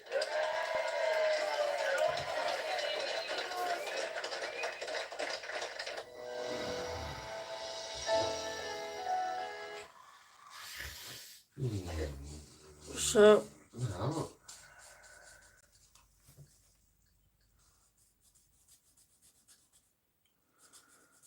We celebrate in our own homes this Christmas. Please think of those without a home to call their own and help the Salvation Army reach out to them this Christmas. Sections of the paintwork would have been picked up and marked up on here for you. So these would have been taken out. Look at that one. DR, vinyl roof, yeah, optional extra. That car's got a vinyl roof. It's still got it on there now. It's still got it on there, and I thought somebody would have put that on to cover up a rust spot or something. A hole in the But roof. it was original. No, that was part of the Oh, that's amazing. Absolutely. Thank you very much. What can I do? Can I keep this then? Unfortunately, you can't keep it because you want to keep all the files together. But what I have got is a photocopy of the file there, which you can take away. Oh, don't believe it. I got a photocopy of the whole log and service history. I'll tell you what, that really is brilliant. Thank you very much, Craig. Pleasure. Jensen is a bespoke company, so it's no surprise that Jensen kept an eye on each of their There we cars. go. But what does amaze me all those years later, a company like this, with a passion for the brand, that still keep their tab on every single motor. right, what we're gonna do with them All now? about the stories with classic car ownership, and piles like this have given our car a brand new chapter. It's too early to say whether it's going to be a Right. happy ending. We've got a dark on it. Not Which is old missing red. driver. Let's see what this The is traffic like. cops take a closer look at the wreckage. Well, that's the thing, if you're you, maybe devil. I've never turned into a collision and seen a vehicle so badly damaged where somebody's still alive in that vehicle. Have you seen how high he's hit the tree? I'm 6'2". 7 foot, 7.5 foot away in the air. Oh, this one. You see Where's from my the red dot impact, again? the deformation of that vehicle, it's a serious impact. It's hit that at some speed. Something like that. As the ejectors, yeah. Well, they'd be blood all over there. Glass, wouldn't they? Yeah, The car's locked, so all the doors are locked up. The only real exit point to that car is either the boot, which was wedged full of stuff, or the windscreen, which has been pulled back by somebody hitting it.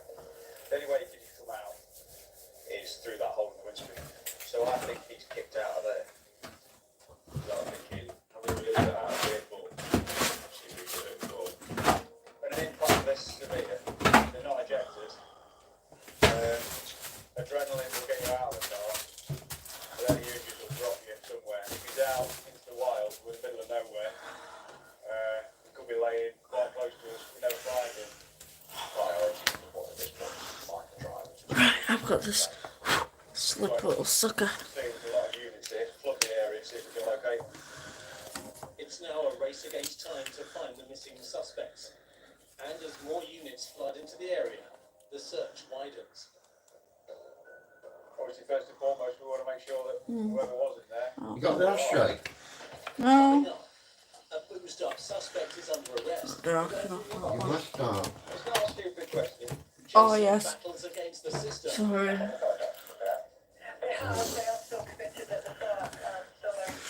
So I have to use this one then. And forensics try to help catch the runaways from the Audi. On looking into the vehicle, there is quite a lot of blood on one of the side airbags that's been deployed.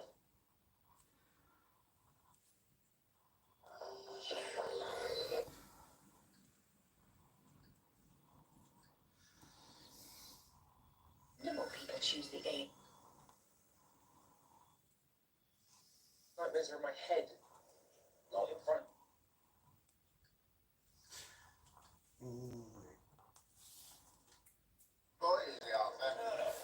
He's just a lad who thinks for himself. He's got ideas.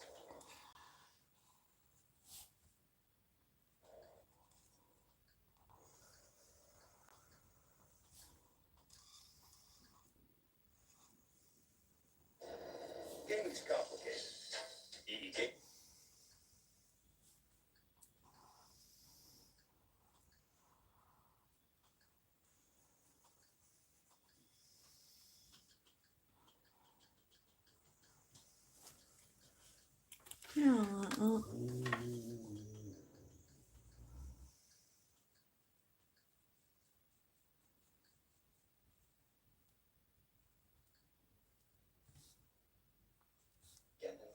Can you hear that beeping? Yeah, I was just wondering what that was.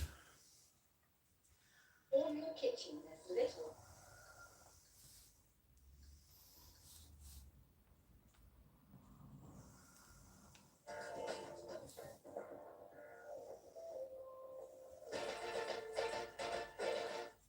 Hello, I'm neighbour. That's the home, kids, fridge.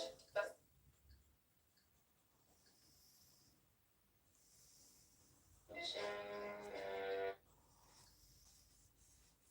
Hold on for the journey, it'll be you. he was trying to hide it so that she'd believe it. And at first, my mum didn't fall for it, but eventually she gave in. I walked in the house and I just knew straight away he'd been off. Because like I said, I just said, why has he been here? And she said, because he came to see the children. And I was like, fair enough, but you know, if you start letting him in, you're on a slippery slope, so you need to be careful. When perpetrators want control of a woman, they'll often find out what it is they need or really want and start offering it, even if it's fake. It doesn't have to be real. Some of it could be real. For Natalie, the hope that she might still get the perfect family she'd always dreamed of was too much to resist. We'd make all these promises to my mum saying, oh, we'll do this, or we'll move house, we'll get a bigger house, you can get a better job, so you can have nicer things, you know. The kids will get to do all these kinds of things, like the sports clubs that they want. He'd make all these empty promises to her and then never fulfill it. She didn't tell me, she just left. She didn't say anything. I literally went round to the house and the house was empty. I was gutted, I was absolutely gutted. Natalie's family again do everything they can to separate her from Paul. But she seems not to be able to stay away from him. They'll probably just be pushing her closer towards him, interfering like that, won't they? You need me, I'll take children off you, which was just her ultimate fear. As a young kid, you get frustrated. You just think, oh, why can't you just leave? Why can't we just go? We don't have to stay here. Maybe it's the practical things. Maybe it's finances. You know, they also have children together. And I think there is a culture of stay together for the kids, make it work for the kids. She didn't have a choice. She didn't have a choice. And like I say, she had... Hey, have you got tissue, please? My eyes keep watering. Isolated her financially Ah. because he took the money. So, you know, the financial abuse was there, as well as the coercive control. Hey, but I do say so myself, it's looking good there. Brilliant. Natalie does I'm try to using change some her life. techniques what I've seen on other people's as well. It's the sort of independence Paul fights at every turn. This job is not without difficulties because Paul doesn't want her to take the job. In fact, he actually offers her money to not take the job and instead to take money from him each month so that she can stay at home and not work. She seemed like a bit more independent, more bubbly, because I think she was starting to make like better friends where she worked. She was totally different. She was laughing and joking, and she had that sort of real sort of spark back again. It gives her financial independence, it gives her social independence that she hasn't had for a long time. It does mean, though, that from his point of view, he's lost some control. Natalie flourishes in her newfound freedom and makes a big decision. She's got her own money, she's got her own social circle. That was the beginning of the end. You know, she told him that was it, they were finished, they were done, they were sleeping in separate rooms. But even though for her that relationship is completely over, they've separated, that doesn't mean that Paul was ready to like let go of his control. Two more bows. Natalie, though, isn't safe yet. She's still living in the same house as Paul. And what we know is that, you know, he's still checking her phone, he's still monitoring her. Now this is a really dangerous place to be for a woman who's being abused. For Paul, the situation is about to become worse. Natalie is blossoming outside of their relationship. With her newfound confidence, she meets someone new. Natalie's making Well, he won't like plans that to then, will he? It would have been a real change for Natalie for somebody to approach her, you know, that she has value, she has worth, she's interesting, you know, someone What's else that? is interested in her. No, My mum and nothing this guy at all. from work started going What? on dates. No. He found out and he was not happy. It was likely that he knew about that because he was checking her phone the whole time. Natalie doesn't know that Paul has been spying on her conversations with her new friends and colleagues. There is one person in particular who's taken her fancy. After a work night out, the two check into a hotel. Natalie had arranged to go out with work colleagues and that my mum was looking after the children. The youngest didn't settle, so my mum had to call and had to come and pick up the youngest. We saw Natalie's car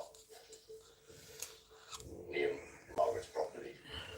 They had a conversation about where Natalie may be. He becomes angry, you know, he's thinking about where is she, where, you know, why isn't she here with the kids? The next morning, Natalie is seen leaving a hotel with her date. They appear happy. She'd been quite honest with my mum about the fact that she'd met this guy and that they'd gone out and they'd had dinner. So my mum knew everything at that stage. And I think probably my mum had said to her, don't say anything to him about, you know, that you've met somebody else because it will not help the situation. Natalie and her family know that Paul's temper is not to be underestimated. In the afternoon, Natalie and the children return from her mum's back to the house that she's sharing with Paul. And he must have been stewing on that, waiting for her to get home. I remember the night that it happened, when I last saw her, they just had a big argument, and it was bedtime, and he was saying to me, you know, like, come downstairs, say goodnight to mum, all that stuff. And I did, and I went down, and she was sat on the couch, and she had like a blanket around her back. I could tell she'd been like crying, because like, her eyes were puffy, and she was sniffing and stuff. I think she went in and she told him that she was moving out as quickly as possible and that she had met somebody else. We went to bed, everything was normal, I didn't hear them shouting again.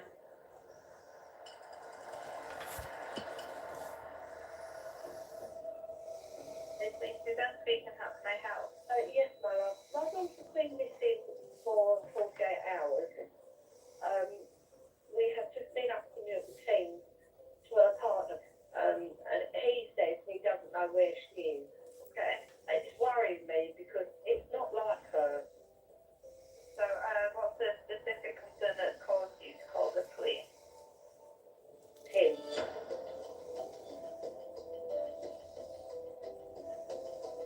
Natalie hasn't been heard from in 3 days.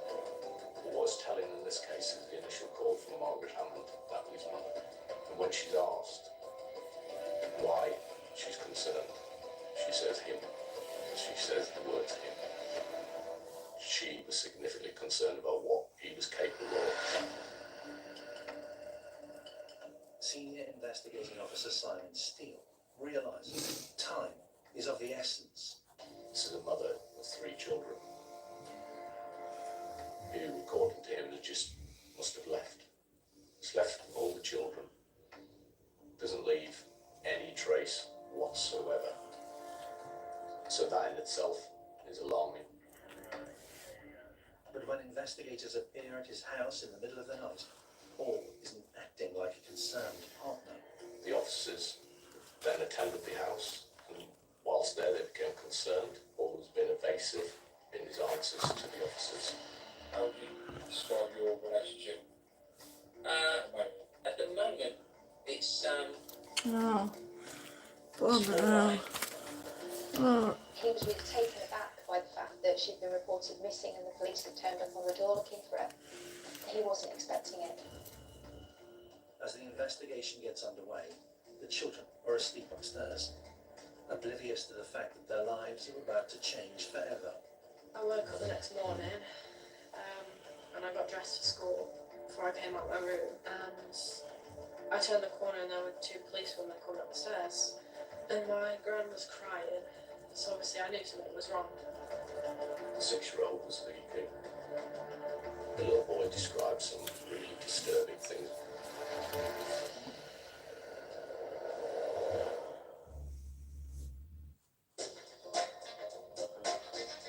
Are your old freestanding wardrobes a waste of space? We'll help you uncover up to twice the storage space of freestanding wardrobes. All Sharp's wardrobes are created to fit more in, maximising every millimetre of space and tailoring the perfect storage solutions. Our half-price sale is now on. Book your free home design visit. Go to sharps.co.uk. I love Christmas. I'm exhausted already. I'll give you a hand if you like. Stop messing about. Oh, your neighbours are coming back. Now. This place is a mess, and I don't even have any other best friend. What's this? Brace yourself.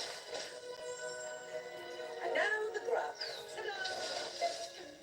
That is reasonably impressive. Welcome! Mere strangers, please. Invade my personal space and eat all their crunchy scores. Quintessential hostess, baby. Stop the work. There was a red rug. There was red fibres found in the rear of the S-Max. Why had Hemming moved a rug from the property that night? Investigators continue to question the family, and the final piece of evidence comes from Natalie's young son. He went downstairs when he heard the noise and peeped through a gap in the door. He thought it was Mum being sick. He said it was really loud, like thunder, and it sounded like 3 glasses smashing. He described a big red rug in the lounge being missing. Have you removed a rug from your house recently? So given all that information, that was at the point I decided, actually this is a murder inquiry. Later that day, I made the decision to take the case to the CPS and charged him with murder and now. With the evidence from Natalie's son, the Crown Prosecution Service agrees to charge 43-year-old Paul Henning with murder. Look at all the same Henning colour. has tried to outwit investigators. Simon Steele is confident in the evidence, but he knows that without a body, it will be difficult to prove the case against Henning. One concern of mine was clearly a trial generally happens within 6 months of someone being remanded in custody. So actually, crucially, we really needed to find Natalie, and that time was ticking. The search area is vast. The search was unprecedented. The geography was so significant. It was hundreds of square miles. So we utilised search specialists, not just from our force, but from neighbouring forces. We utilised dogs, helicopter, which you would expect significant numbers of officers on the ground searching. It takes 3 weeks of intensive searching and forensic police work, but eventually, detectives make a breakthrough. On Sunday morning, 3 weeks after Natalie had disappeared, Natalie was found by a man who was out cutting his lawn. He saw what he thought was something strange. He went over, had a look, and found the body of a woman. DNA evidence confirms it is Natalie Hemming. It appears clear why the red rug has been taken from the property. That rug was used to transport Natalie to her deposition site. Her sisters Joanne and Carrie were together. We were out in the garden and Kerry Just came in and see she some went, work. well, I've got this call from the flows, and I picked my phone up at the same time that I have as well. And I just remember we stood in this view and looked at each other and then they found her. And we just knew that they found her. Natalie hadn't really been concealed at all. However, it was a rural area which wouldn't be used by many people that often. She was off the road in some kind of bushed area. relief to know. It was just a relief to know one way or another. To Natalie's family, this was about taking power back from Paul Hemming. The only control he had left was that he knew where she was and we didn't. It's bottom green. And to actually take that away from him and to be able to give her the dignity of a proper burial and and her friends to be able to be at that funeral and things. That was so important. That was so important. That was the first time I cried about it. I hadn't cried about it before. I think everyone was getting a bit worried about it because I hadn't cried or anything. I just didn't know how to process my emotions. You can see the glitter on them. Hemming appears at Luton Crown Court charged with the murder of 31-year-old Natalie. Shall I do? Again, his story changes. On the first day of his trial, he offered a plea to manslaughter and then maintained throughout his trial. So her main outfit is going to Natalie, be red, not intending to kill her. and they can be green. Then he panicked. Moved his car and disposed of her. So, Again, investigators prove Hemming is lying. The pathologist provides crucial evidence. Importantly, there's an examination showed a fractured right temple, broken left ulna, and bruising to her right forearm, which are absolutely consistent with somebody defending themselves against blows to the head area. And clearly, the temple was a significant head injury. This, for me, was an absolute case of murder, and that is what we needed to find. The evidence, so the jury could come to the right verdict. I can remember him at the end of that first hearing looking at me and saying, I didn't do it, I promise. I just had to trust the process. I just had to trust that the courts would get this right. On the 4th of November 2016, 43-year-old Paul Hemming is found guilty of the murder of Natalie Hemming. Paul was found guilty of murder. He was also guilty of preventing a lawful burial, and he was sentenced to 20 years imprisonment. For nearly 10 years, Paul Hemming controlled every aspect of Natalie's life. He arrogantly believed he could control I her know death it's a as lot well. of green on green, but we'll make it Forensic stand police out. work and a search unprecedented in scale meant that every So I lie just Hemming don't want told him with a was back. exposed. Bit of When a five presented with as the well. evidence, I'm gonna go the for DNA green finds on the tights. gloves, the CCTV of his Yeah. car at the deposition site, the countless lies That's told what in you the strike interrogation room. tights. The jury elects to convict.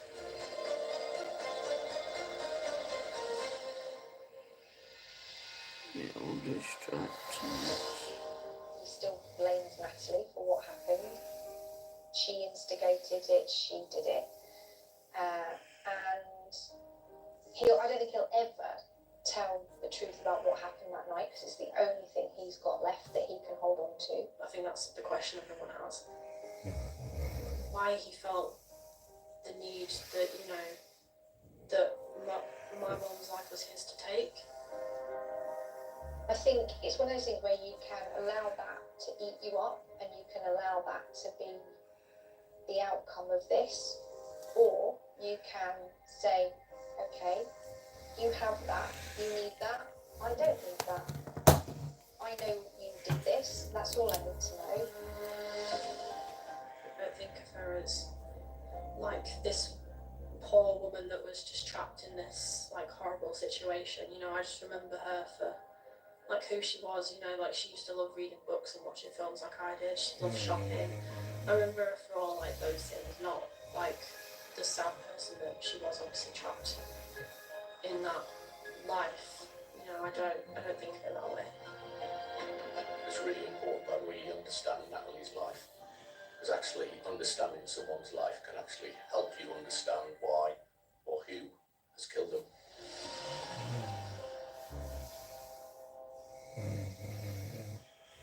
That's Age snoring background.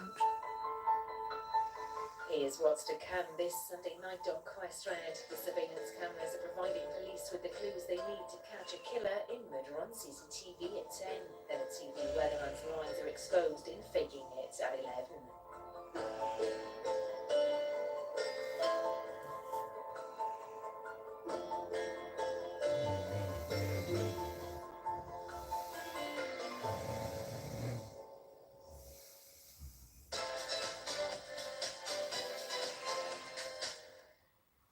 There's no place like a hometown, somewhere filled with history and old haunts. This area is a supernatural bottle energy. Brand new, My Haunted Hometown. Stream the full series now on Discovery Plus. This case is everything. Sex, betrayal, and an evil clown. This guy's hiding in plain sight. People Magazine investigates. Stream on Discovery Plus.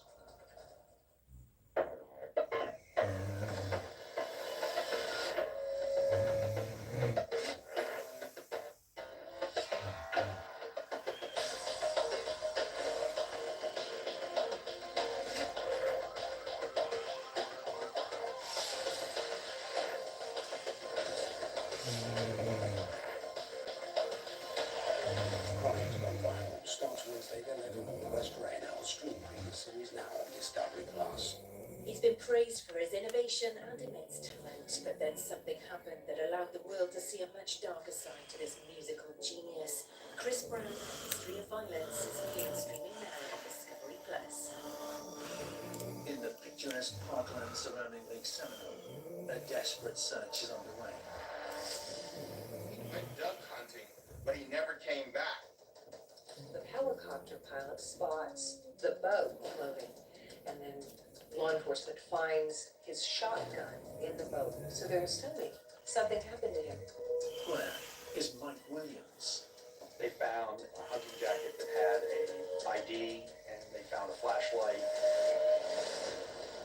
For almost 20 years, rumors swirl about his mysterious disappearance. What has happened to him? There was a rumor around that the guy probably got snatched up by alligators, stuffed up under a rock, and that alligator probably preyed on him. 2 people preyed. Was this a well-planned murder? Is the Williams case one of homicide? Detectives gather evidence until a picture of a suspect emerges. Which piece of the puzzle will reveal who is guilty of murder? What will be the killer's mistake?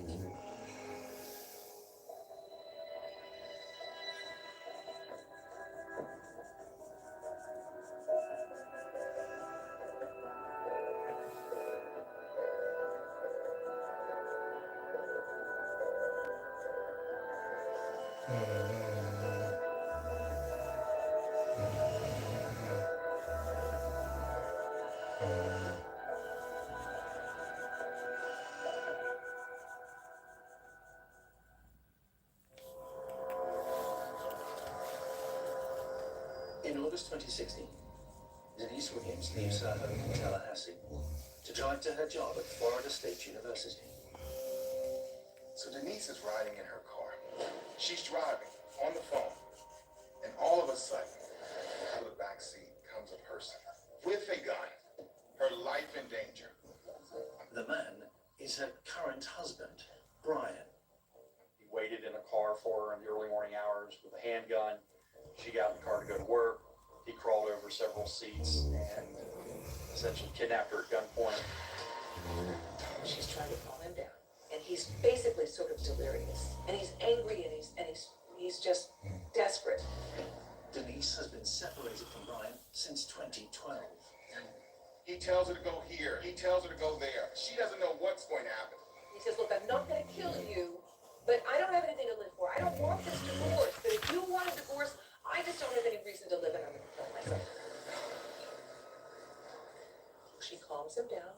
She says, please, Ryan, just calm down. Just calm down. You'll be okay. Everything will be fine.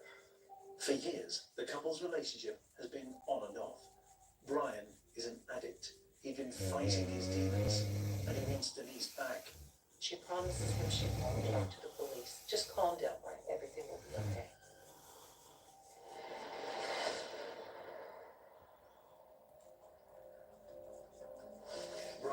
Denise have been married over 10 years. Their lives are tied together by a terrible secret. Mike, Denise, Brian, their relationship goes back years. This makes for a complex relationship of emotions. We see that combining together as we learn what has happened in this case. Despite Brian's threats, Denise goes to the police, who immediately bring Brian in for questioning. Detectives are about to hear an outlandish story of a decades-long conspiracy. He approaches the state attorney's office and offers to tell them the story. And it's a story that only he knows.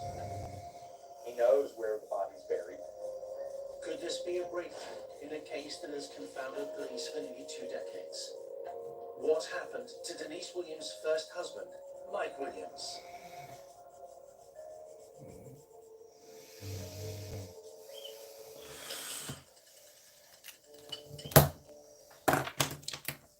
Mike is a loving husband and father. He works hard to pay for a beautiful home. His own childhood, growing up in North Florida, features a loving mum and dad. But the Williams family are far from wealthy. Mike had come from a modest background. His daddy was a Greyhound bus driver. His mom was a daycare provider. And they lived in a double wide trailer. So high school days, working at the supermarket, Denise and Mike fall in love. High school star for football, along with the cheerleader, that's a marriage made in heaven. That's the thing that movies end with. It is through Denise that Mike meets Brian Winchester. When Denise Williams and Brian Winchester went to high school, they went to North Florida Christian. And it was at North Florida Christian that they met Mike Williams, and they met a woman who would later become Brian Winchester's wife. And by all accounts, the four of them were inseparable. They were best friends. They all stayed in Tallahassee after graduating from high school. Mike and Denise and Brian and his wife, they socialize together. They're good friends. They go out to dinner and do things together. In 1994, Brian and Kathy marry and begin a family. Mike and Denise marry the same year. A daughter arrives for them 5 years later. Denise and Mike had a very strong marriage. They had a beautiful daughter, Ansley.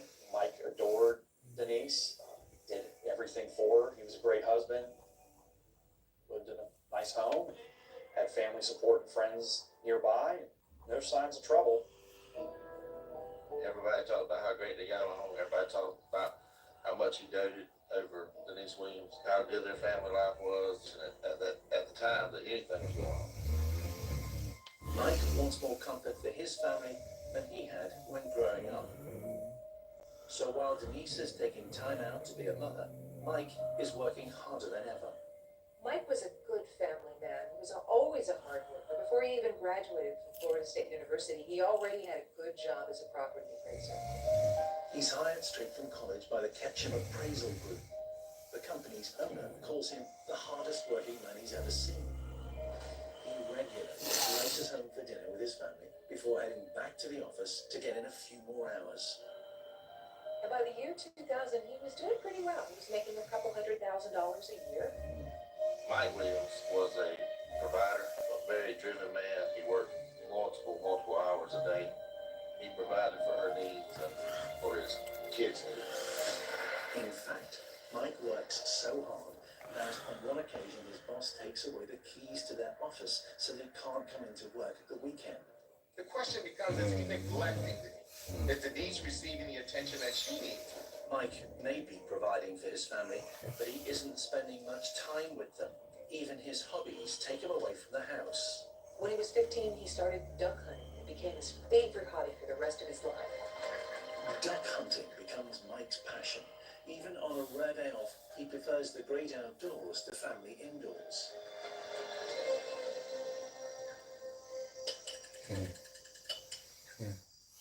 On the morning of the 16th of December 2000, Mike wakes early to enjoy rare time away from work. That night, he and Denise will celebrate their 6th anniversary. But first, he decides to spend a couple of hours hunting. Before dawn, he packed up his truck and he left for Lake Seminole, which is about an hour away from Tallahassee. He told his wife, "I'll be back in a few hours." He's supposed to have ducked out that morning by himself. Nobody else was supposed to have been with him. He went out to Lake Seminole and he never came back. When he didn't show up for around noontime, his wife started calling around looking for him, and she finally got a hold of somebody that had been fishing with him before, and they come over here and notified local law enforcement. Desperate, Denise calls that old school friend Brian, who immediately heads out with his dad to search for Mike. By the time Marcus Winchester and Brian Winchester got out to Lake Seminole, the weather had gotten bad. There were some local law enforcement who responded, and then they contacted the Florida Wildlife Commission, and they began a search for what they treated as a missing person. Friends see Mike's truck near a remote boat launch on the Florida side. Meanwhile, a helicopter pilot spots the boat floating, and then law enforcement finds his shotgun in the boat. Where is Mike Williams? As the light fades on the increasingly desperate search for Mike Williams, a theory develops. Is Mike a victim of an alligator attack?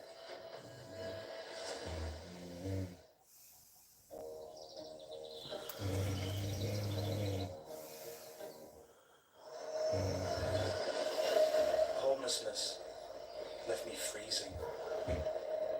Homelessness was devastating. Homelessness turned life into survival. Felt like nowhere was safe. That I was a no one. Like no one cared about me. But my first day of crisis changed everything. Hi. Hey. Why? Being able to see again. How does that feel? I felt like myself again. And to have my first Christmas dinner in years. Hello, Steve. Hey, helping me get my confidence back. And getting to work. How you doing today? Gets into a safe home. This Christmas, thousands of people need our support. So make today someone's first day of a life beyond homelessness. That's a good one. Your gift is urgently needed. Please give £5 a month now. Call 0800 999 4080 or search Crisis at Christmas. Thank you. Thank you. Thank you. One chilly Christmas morning, fun for all but one. But 'tis the season of goodwill, there's a little magic to be done. And there it is. Make a wish. Thank you. Now, Christmas joy comes in all shapes. Your wish, it's up to you.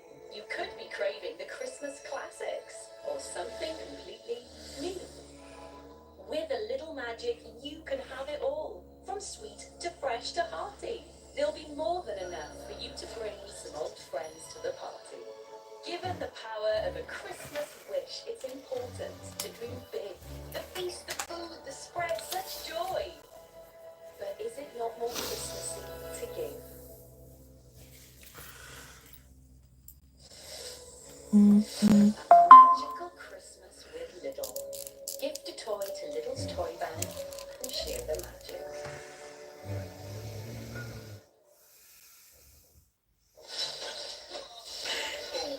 Oh, not winning at Friday night, are we? Bring back Wow, legend. Now, download this. For chicken bursting with flavour, try our new loaded burgers. The Chicken Shop from Birdseye. The Black Friday sale starts early at Blinds to Go, with amazing savings across the site, including our no-drill blinds. Order now for free Christmas delivery. Sale now on. However your home uses the internet, EE has the perfect Wi-Fi for you. We've got full fiber for only $29.99 a month. Perfect for binging all your favorite shows with no upfront costs. Keep your whole home seamlessly connected with the UK's most reliable broadband technology. Powered by BT. And if that's still not enough, you can upgrade to Wi-Fi 7, where everything you love works better. No wonder families choose EE. Search EE Broadband Deals. It's your final day to win the first ever Omaze Great Escape House draw, plus £50,000. But you must enter the Omaze Great Escape House draw by midnight tonight at omaze.co.uk. And here's the best part. You'll be supporting Scouts. As it's your final day to win this house worth over £500,000 and the cash. You must enter by midnight tonight at omaze.co.uk.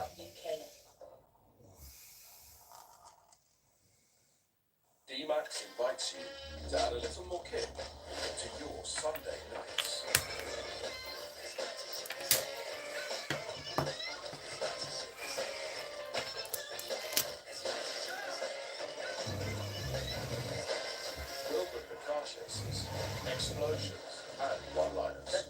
Future Screen, the snacks. Thank you very much. Sunday Showdowns on D-Max. Starts with V for Vendetta, tonight at 9.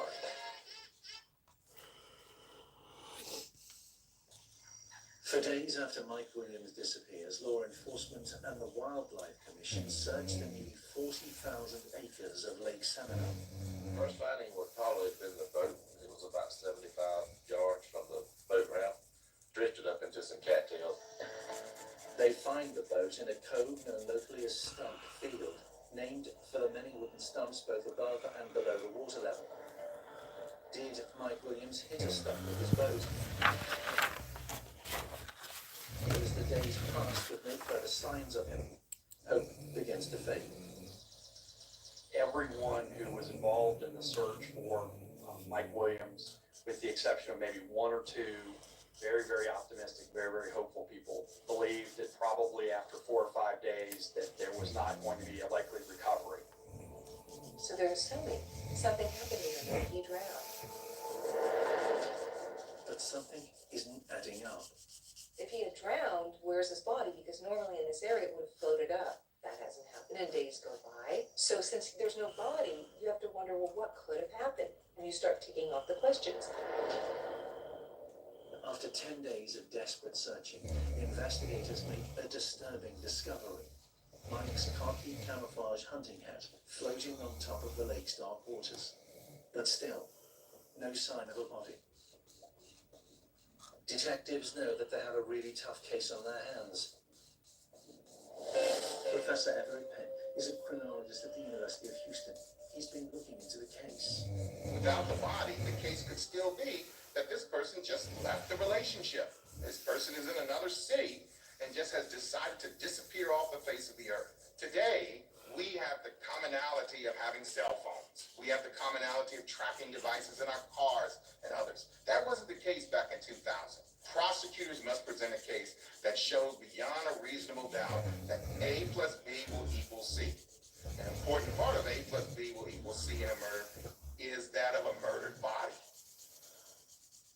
Within a few weeks, the search is called off. Denise is already playing the role of a grieving widow. Denise has really kept a low profile during the search. She's the grieving widow. When the search gets called off, she accepts the fact that Mike has drowned, that Mike somehow has died. The day after police call off the search, Denise holds a memorial service. For some in the tight-knit community they live in North Florida, Denise seems a little eager to move past the disappearance of her husband. There's still evidence yet to be found. In June 2001, Mike Williams has been missing for 6 months. All these months have passed by, and a fisherman spots a pair of waders floating in Lake Seminole. So the divers go in and they search, and they find a hunting jacket. And they search the pockets, and in one of the pockets, they find a hunting license. And sure enough, it's got Mike's name and signature on it. It's still no sign of Mike. The newspaper had started suggesting that they might have been alligators or something like that. There were no teeth marks on the victim's clothing, but an alligator or any crocodilian doesn't have to leave a tooth mark somewhere in order to kill a person. They actually have a very sensitive bite force when they want to. They pick up their hatchlings, they pick up things gently. They grab something and sink it and drown it and can leave not even a mark on the person.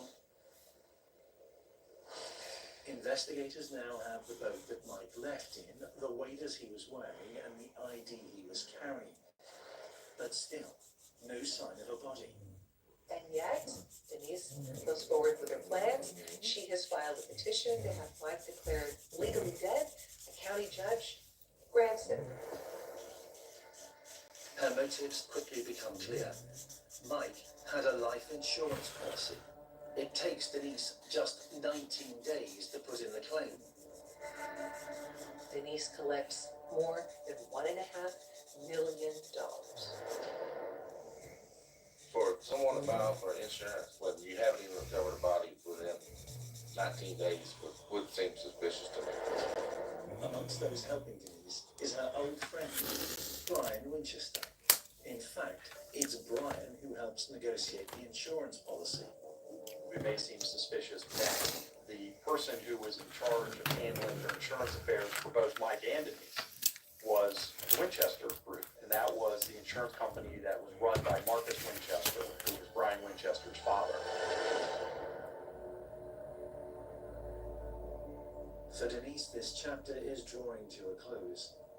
The search is over. Mike is declared dead. She has money from his life insurance. She can concentrate on raising her young daughter. But Mike's mother, Cheryl, she's not ready to give up. For Cheryl Williams, there are just too many questions surrounding the disappearance of her son. Why would a man as experienced as Mike risk duck hunting alone, something he's never done before? If he had drowned, where's his body? And why is Denise, his beloved wife and childhood sweetheart, so eager to move on with her life? Mike's mother, Cheryl, never gave up because she never thought that this seemed to make sense, that Mike would just disappear. And maybe because Cheryl knew Mike and Denise very well, perhaps there was some suspicion that something wasn't quite right. So Cheryl really led the charge to essentially overturn Mike's initial decision on the case and to actually have him declared a suspicious missing person rather than this is just, kind of a run-of-the-mill horrible accident. Cheryl pays for billboard appeals, hands out flyers and takes out adverts asking the public for help. This lady went herself, made flyers, put them on light poles in Tallahassee. While Cheryl refuses to give up, Denise seems to have found closure. To the people of Tallahassee, the comparison doesn't look good. Ever since Cheryl Williams began, essentially what I call her crusade, Denise Williams has been vilified by certain parts of the Tallahassee community. She is relentless. She never gives up on her son.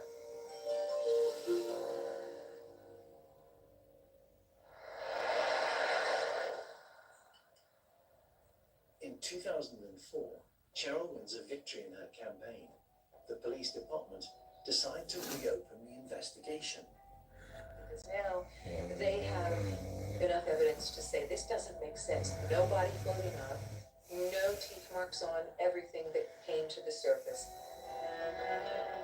For experts, the alligator story doesn't add up.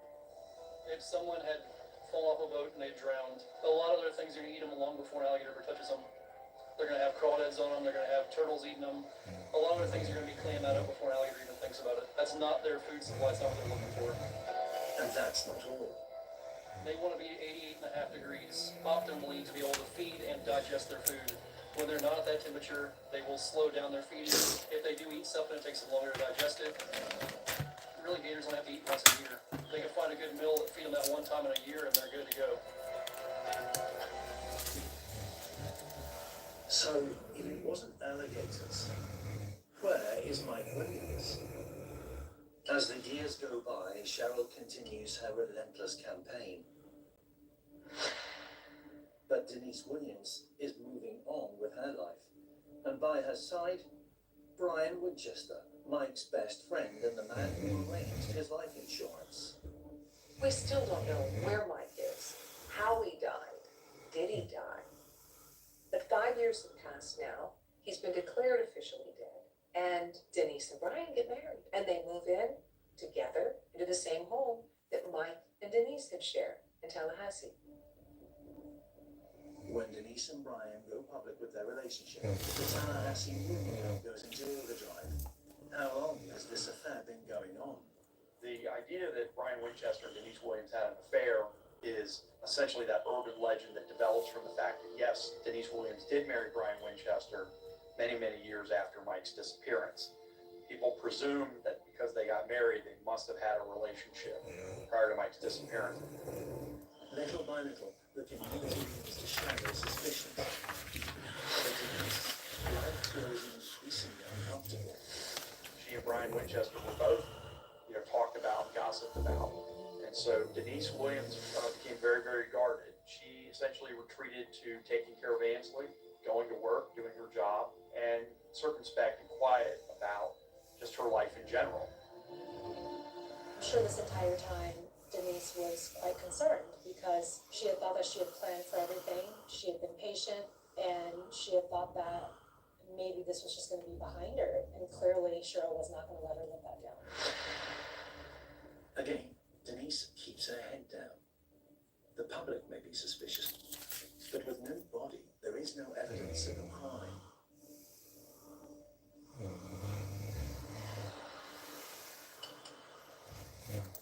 It is now 7 years since Mike Williams vanished, and it seems like all hope of solving the case has been abandoned. Abandoned by everybody, except Cheryl Williams. She had a picket sign and she stood out in front of the church that Brian and Denise attended. She had big billboards erected around Tallahassee. She took out ads in the paper. She wrote about 9,000 letters to the governor. She never let it die. So it's reopened, but nothing really happens. And then eventually it gets closed again. She's still doing the flyers. She's not giving up. But pretty soon, the law enforcement officials are saying enough is enough. And they're just not even taking the calls. So far, Brian and Denise have stayed quiet on the events surrounding the disappearance of Mike Williams. But with Cheryl turning up the pressure, would they stay loyal to each other? Those two turned on each other in the end, and it's the direct result of Cheryl Williams' one-woman army. When washing your clothes, you know, why stick to EcoCycle to save energy? You can save on the cotton wash. Save on the synthetic wash too. Yeah, even save on the cold wash. Beko Energy Spin saves up to 35% energy in all programs. Get a brilliant cleaning aerial pods in one wash, even on cold. Keep out of reach of children. My friend had to organise her mum's funeral recently. So much stress and so much expense. I don't want that for my family, the unnecessary cost of a hearse and a rushed ceremony at the crematorium. So I've done what my other friends have. I've bought a pure cremation funeral plan. Oh, God, it was much more affordable. It's a dignified, respectful funeral. A beautiful crematorium, Pure's caring and professional team, and they're handing their ashes back to family. It's such a relief to have it sorted in my way.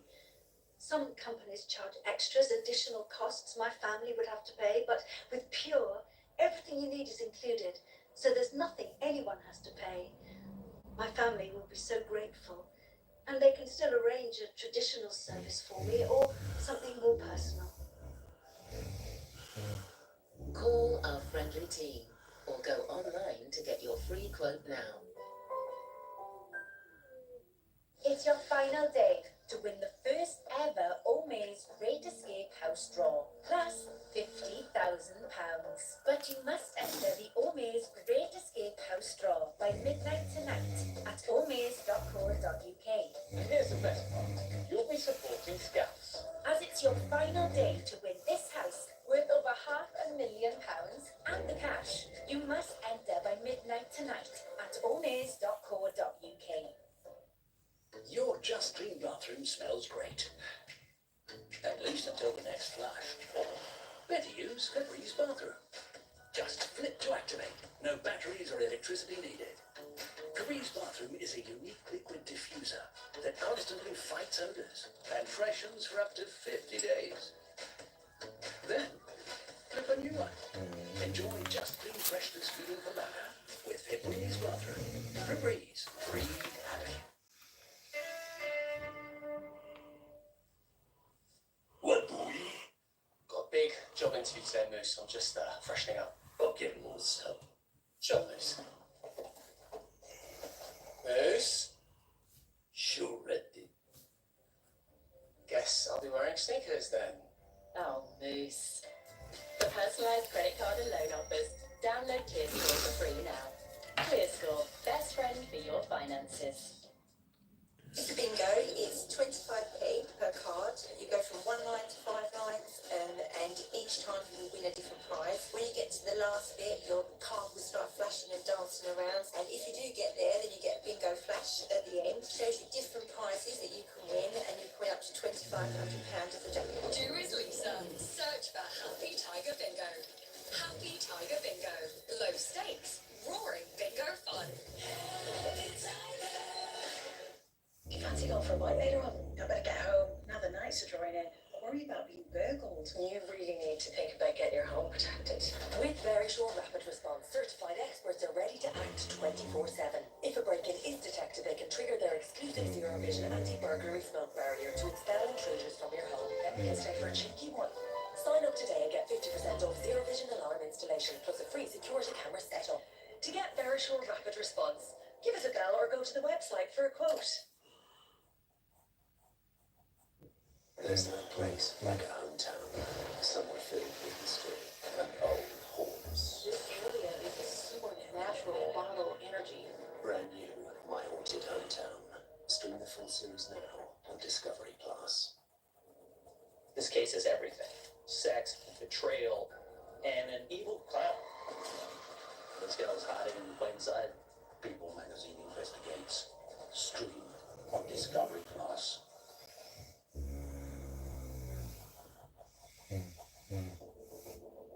In 2007, things are going to plan for Denise and Brian.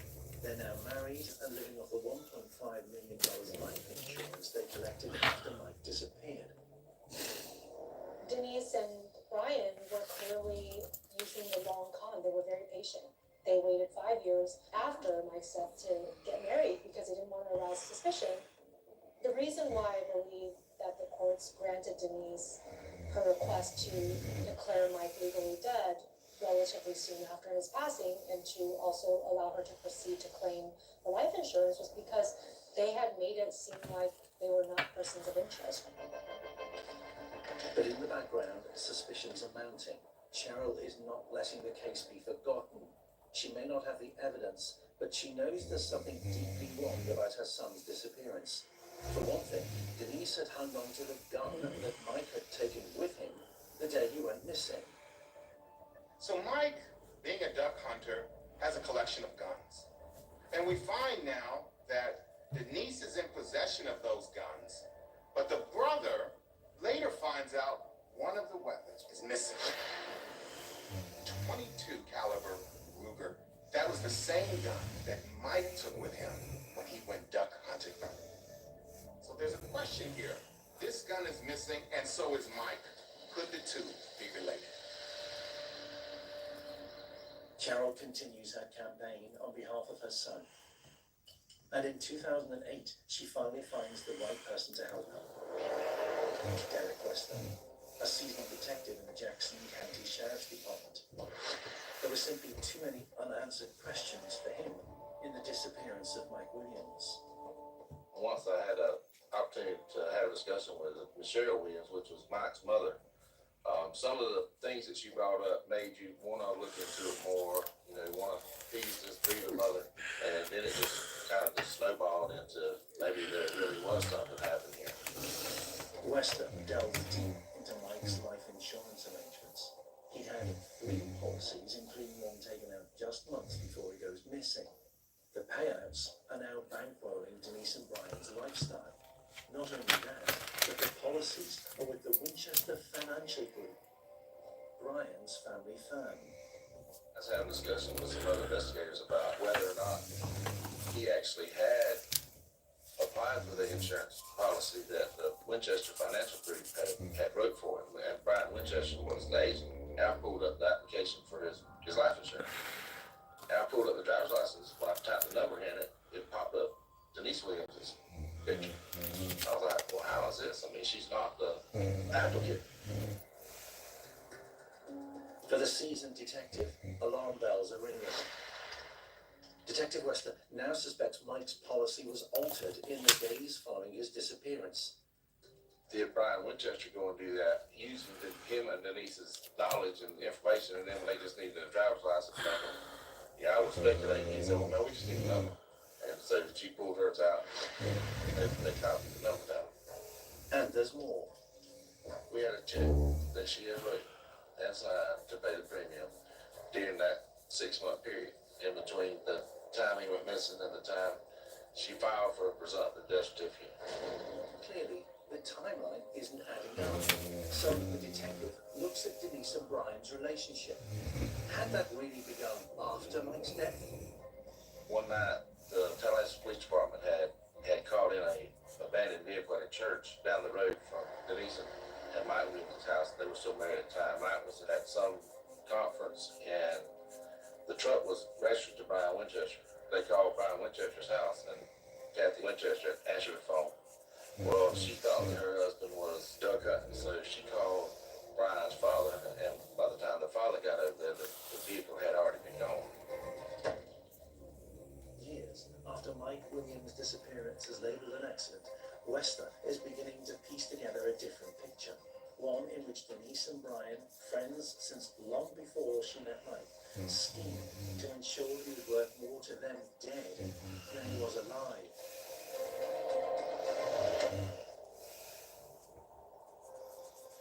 For Denise and Brian, the pressure of police attention is beginning to fracture their happy ever after. By 2012, this happy couple, Denise and Brian, not so happy anymore. Apparently, Brian has a little sex addiction problem. And that's enough for Denise to say, I'm out of here. So Denise decides she's getting out of the marriage and she and Brian separate. It did take an enormous toll on both Brian and Denise because they're constantly thinking if the next phone call is going to be from the authorities saying we have a warrant for your arrest or we want to bring you in for questioning, and I think that they knew that they weren't completely in the clear.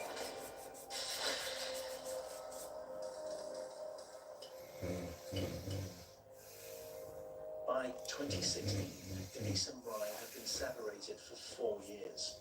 Importantly, they're not divorced.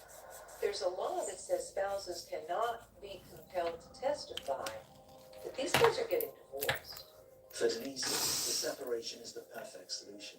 Although she is no longer with Brian, they cannot be forced to testify against each other. But Brian wants Denise back. He realized that maybe the relationship really was coming to an end and he was essentially speeding it along by acting recklessly because he knew that Denise would not put up with it. Brian is desperate. In August of 2016, something kind of bizarre happens. Denise is driving on her way to her job at Florida State University. And all of a sudden, Brian springs from the back seat and basically attacks her. He waited in the car for her in the early morning hours with a handgun. She got in the car to go to work. He crawled over several seats and essentially kidnapped her at gunpoint. She's trying to calm him down. He's basically sort of delirious. And he's angry and he's desperate. And he says, look, I'm not going to kill you, but I don't have anything to live for. I don't want this divorce. I don't want this divorce. But if you want a divorce, I just don't have any reason to live and I'm going to kill myself. She calms him down. She takes him back to his vehicle. She promises him she won't talk to the police. Just calm down, like everything will be okay. She goes straight to police and she tells them what happened. And when they did eventually apprehend him for that, he had a tarp and he had bottles of bleach and he had other items in his truck that suggested that he was probably going to kill and bury Denise Williams. Denise is interviewed by detectives. He kept saying go to the roundabout, and I think he was wanting me to go back, but I wasn't really listening. I was maybe, but I wasn't really listening. I was just trying to get. It's clear to everyone that Brian is a dangerous man. Okay. Obviously, the reason I'm here, I knew about what happened today. Okay. Like the other officer said, you're going to have to, it's going to have to sink in that today was going to be your last day. Please let that sink in. He didn't have sheets to sleep on, tonight, or the night before, or the night after. He had plastic and he had some other object. What was that other object he had? Could you tell? Can you describe it? No, it wasn't a shovel. It was like it definitely wasn't a shovel. But it was about the size and length of like a handle. It seemed to be fatter the way that he grabbed it, but I have no idea. Denise tries to keep the focus on her need for protection from Brian Winchester, but the detectives know this could be the moment they get a breakthrough. Up until now, despite their marital difficulties, Brian and Denise have stuck to the same story. When Brian is arrested, which will happen. He is going to probably provide another side of whatever happened today. That's what people usually do. They give their side. I don't know what it's gonna say, but I can. What if he starts talking about past? Way in the past. I have no idea what it's gonna say. What if he starts talking about the disappearance of? But I guess right now, I need to focus on this and what happened this morning, and I wanna get this restraining order done by 5 o'clock, and I want me and my daughter to be staying. Brian is charged with kidnapping, domestic assault, and burglary. Now there's a criminal case against Brian. Someone's gonna say, this may finally be good news for Cheryl and her son. Faced with the possibility of decades in prison, Brian Winchester offers detectives information on a 17-year-old unsolved mystery. Brian Winchester was facing life in prison for kidnapping Denise Williams at gunpoint. He offers to tell them a story. Florida law enforcement officials hold a news conference. The reporters are all there with their cameras set up, and they announce, after all of these years, 17 years, Mike Williams' body has been found.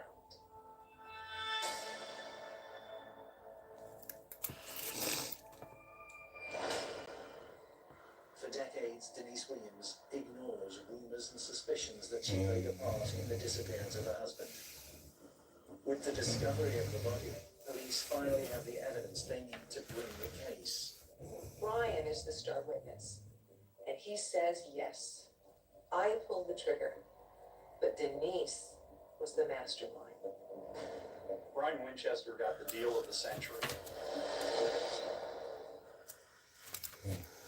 Take center stage with Morrison's The Best Film Mix Pies, baked fresh in store by our Market Street bakers, lovingly made with crumbly all-butter pastry and a blend of spiced fine fruit. Enjoy 4 for £2. Now that deserves an encore. Losing my sight stopped me being the dad I wanted to be. I just didn't feel like myself anymore. But when I got my guide dog Milo, it felt like a huge weight was lifted. He's my independence, my best friend, and every day I put my life in his paws. Now I've gone back to college and I can do the things I want. But there are lots of people waiting for a guide dog, and I know how hard that can be. So please sponsor a puppy from just £1 a week. Your donations will help to train the next Milo, who could change someone's life. Call 0800 953 3030. Text Milo to 78866 or visit sponsораpuppy.co.uk. You'll get regular updates, photos, and a cuddly pillow. Milo has given me my life back, and now we're smiling again. There you go, Milo. The perfect size treat for you. Can a Lenore bed get any fresher? No way. Let's find out. They're trying the Lenore Dream Team. Oh, it's mega fresh. Way more. The Lenore Dream Team with 10 times the freshness ingredients. Lenore conditioner plus Lenore scent boosters gives them off-the-scale freshness. Gotta try this out. OMG. The Lenore Dream Team, 10 times the freshness ingredients. Still can't beat that one. The Bar and Mobile are always trying to save you money, so rather than a fancy ad, they got me to read out just a few of the 30,000 5-star customer reviews. Excellent service as always. Cheers, Aaron. And this one from Craig S. Very, very good mobile network. Cheers, man. But what about the 1-star reviews? Ericus says about the bar, everything's fine until you leave. Well, there's a quick solution to that, Ericus, and that's maybe don't leave. Either way, wishing you all the best.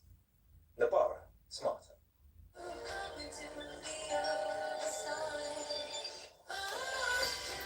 Join me and the Style Squad. Shop now exclusively at Freeman's. This holiday, open Dyson Beauty. Dry and straighten with air from wet. Dyson Commander styling, invented to dry, smooth, and curl. All style and dry with sensors to help protect your scalp and natural shine. Available in new strawberry bronze with exclusive gifts. Save up to £523 on your car insurance. Please just choose Confused. Just choose Confused.com. It's your final day to win the first ever Omaze Great Escape House Draw, plus £50,000. But you must enter the Omaze Great Escape House Draw by midnight tonight at omaze.co.uk. Here's the best part.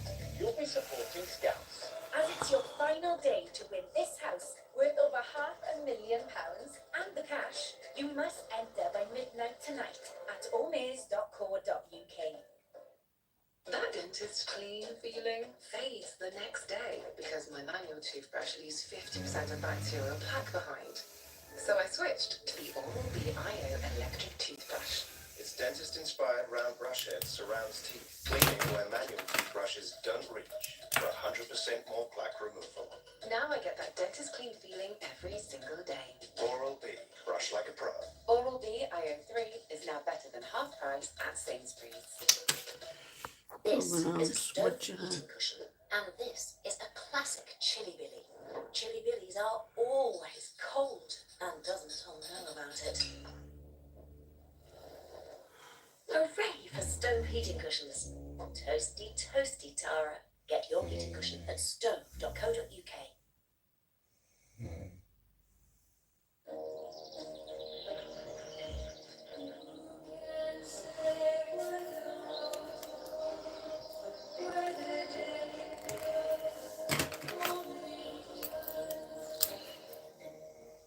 You've got stars and then superstars. There was a darker side to Chris Brown. If people think that you deserve it, then that's how they're going to talk to you. These are all very different people who don't know one another, who've had very similar experiences with the same common denominator.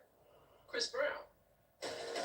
It does have some people wondering, well, if he's doing that in public, what's he doing behind closed doors? Brand new Chris Brown, A History of Violence. Stream now, only on Discovery Plus. For years, a man's crimes go undetected, but when his offending intensifies, detectives race to find the killer. That's in tonight's A Killer's Mistake at 9. We're with those surveillance cameras scouring for clues in Murder on CCTV at 10. And experts are spotting those telltale signs in Faking It at 11. Mike Williams' disappearance disturbed and fascinated the people of North Florida for nearly 20 years. While his wife seemed keen to forget, his mother had refused to let the case go, renting billboards, papering the town with flyers, and running adverts in the local press. In 2017, Brian Winchester is facing trial for kidnapping his wife. Denise Williams is yet again at the center of a police investigation. Brian Winchester had been in jail for a little over a year, and when faced with the prospect of having to go to trial, looking at life in prison, he approaches the state attorney's office and offers to tell them a story. It's the break investigators have been waiting for. It's a story that only he knows. He knows where the body's buried because he killed Mike Williams. And by offering the body, and by then adding a little extra, which is you can go after Denise Williams. In 2017, Brian Winchester pleaded guilty to kidnapping charges. The very next day, police hold a press conference. Mike Williams' body has been found, and it's been determined that he was the victim of a homicide. Time appears to be up for Denise Williams. In May of 2018, Denise Williams is leaving her job at Florida State University. She's on her way to go find her daughter and celebrate her birthday. When police show up and handcuff her and take her into custody, Denise is under arrest for the murder of her husband, Mike Williams. Everybody who's in jail facing a murder charge is very concerned and very upset because you're wondering, how did I get here? Why am I here? Why am I in jail for murder? After such a long and high-profile investigation, detectives know that the trial will attract attention. It's kind of like a little circus. I mean, essentially, everybody in town thought Denise Williams was guilty for years and years and years. The public gallery is packed, playing out before before them a decades-long drama. A husband turning on his wife, a wife tricking her lover into killing her husband. For defense attorney Ethan Way, the difficult part is convincing the court that the rumors they've heard about Denise Williams simply aren't true. It's not based on anything other than just gossips and whispers and this notion that Brian Winchester must have been put up to it by Denise Williams. And so our hardest part was trying to show the jurors that you can't just guesstimate something because it might have been a plot for an old movie, or it might have been something that people suggest could be a motive. As Brian Winchester takes the stand, the viewing public and the waiting press are divided. Some have come to see Denise face justice. Others believe she is the victim of a grave injustice. Denise is facing a life term for conspiracy to commit murder, a crime she had got away with for almost 2 decades. But Denise has made a fateful mistake. She has trusted Brian Winchester. Brian Winchester was the only person who knew where Mike Williams' remains were. So he turned that into, the key component of the deal of the century.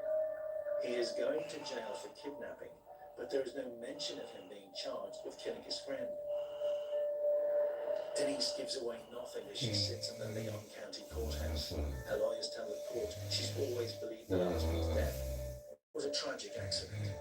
I believe that Denise probably got a little arrogant and maybe even a little cocky because they had gotten away with this for so long. She was very, very cold, kind of almost robotic. In comparison with what some see as the cold stoicism of Denise Williams, Brian Winchester is all too happy to talk. So Brian says he and Denise started having an affair. And that affair started 3 years before Mike disappeared. 3 years before he disappeared. For 3 years, they met in secret, in vehicles and in hotel rooms. On double dates, they would secretly kiss as soon as Mike and Kathy's backs were turned. What Brian thought was a love match was actually Denise finding the perfect person to help her out of her marriage and into the life she wants. Perhaps she thought that she was really the power behind the coupling and that she had him where she wanted him and that he would never betray her because by betraying her, he would be betraying himself and implicating himself. I don't think that she ever imagined that he would get to a point where, in an act of some level of self-perseverance, that he would turn her over, hoping that it would mean he would get a lesser sentence. In detailed testimony, Brian tells the jury how the conspiracy had unfolded. On the morning of the 16th of December 2000, Mike Williams goes to the lake. He's not alone. Brian Winchester testified to, he had arrangements with Mike Williams to go hunting with Mike out at Lake Seminole. No one knew that Brian Winchester and Mike Williams were going to be hunting together. He stated that he had met Mike Williams at the boat ramp. They had launched the boat. It was a little 15-foot canoe with a Go Devil motor on the back. According to Brian Winchester, he and Mike got in a small boat. They pushed off from a landing. They weren't on the water very long before Brian Winchester adjusted the boat in such a way that Mike Williams fell overboard. They were dressed in duck hunting gear, which included a set of waders. And it was Brian Winchester's anticipation that he would fall into the water and the waders would fill up with water and he would go to the bottom and drown. This is where Brian and Denise's best laid plans began to go wrong. When push came to literally shove, it didn't work. Mike has been duck hunting since he was a boy. He's practiced many times removing his waders in the water. He managed to keep his head above the surface. So he was able to tread water, so to speak, stay above water. He began hollering, yelling for help. And Brian Winchester freaked out. We know what else to do. Brian Winchester circled around him approximately 3 times, and then while looking directly at Mike Williams, he shot him in the face with a 12-gauge shotgun at a distance of less than 3 feet. Things are going terribly wrong for Brian.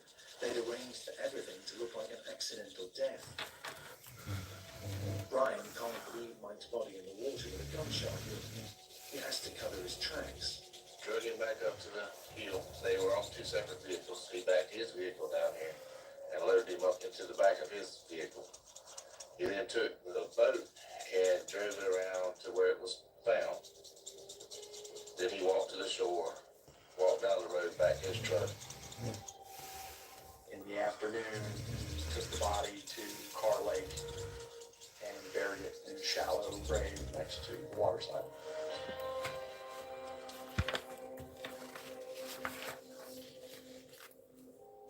It almost seems like it was haphazard. Oh, the duck hunting with them all push it over and he'll drown. That doesn't work. So then he says, okay, I don't have any other choice, so he shoots him. And then he buries it. What else is he gonna do? I really think the reason this took so long to solve is because the area where he had to shoot Mike to kill him was an area where he could bury the body without it being recovered. Nobody was talking. The alligators weren't talking. Nobody was going to talk. After decades of known information, her luck was ending. Will the jury come to the conclusion that Brian has acted alone, or will he accept his claim that he'd been trapped into committing murder by Denise? Brian confesses. He says, I pulled the trigger.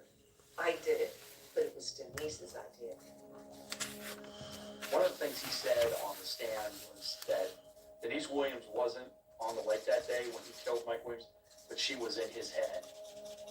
In court, Denise shows little reaction as Brian paints her as the villain. I think essentially she became so arrogant about what she had done that she had forgotten that she was the one who had proposed to carry this out. Brian's story is very likely, and the jury believes so too. And Denise Williams is convicted on all charges: conspiracy to commit murder and accessory after the fact. And she's sentenced to life in prison.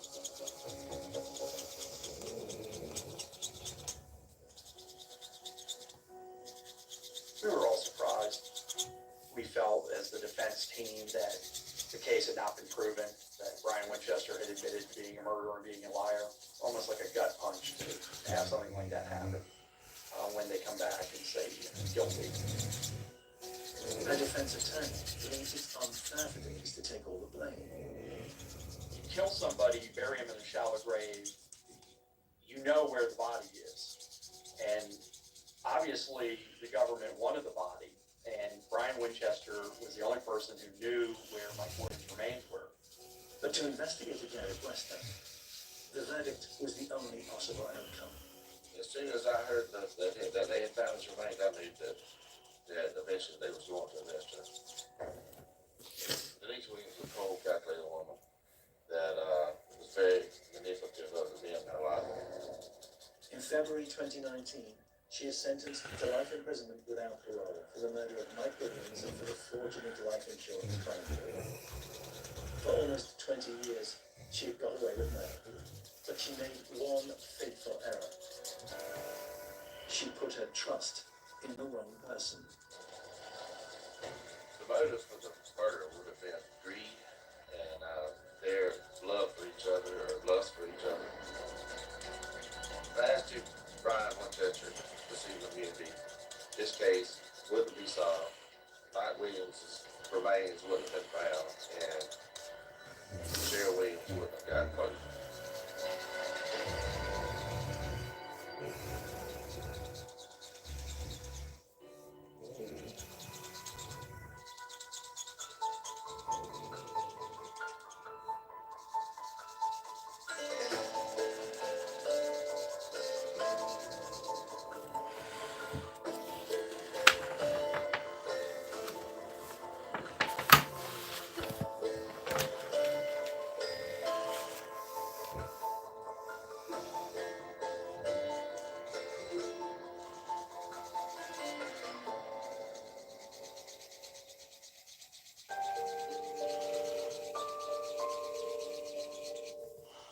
There is nothing like physically standing at the crime scene.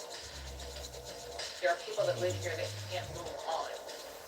signs are not the same. Are 2 fibers enough? They are taking hundreds of items of physical evidence to try to prove what's occurred. It's not a needle in a haystack. It's a needle in a pile of needles. What do we do when opinions and rumors are more plentiful and more damning than forensic evidence? Let the evidence tell the story. Brand new Crime Scene Confidential, Wednesday at 10 on Quest Red. Stream previous series now on Discovery Plus.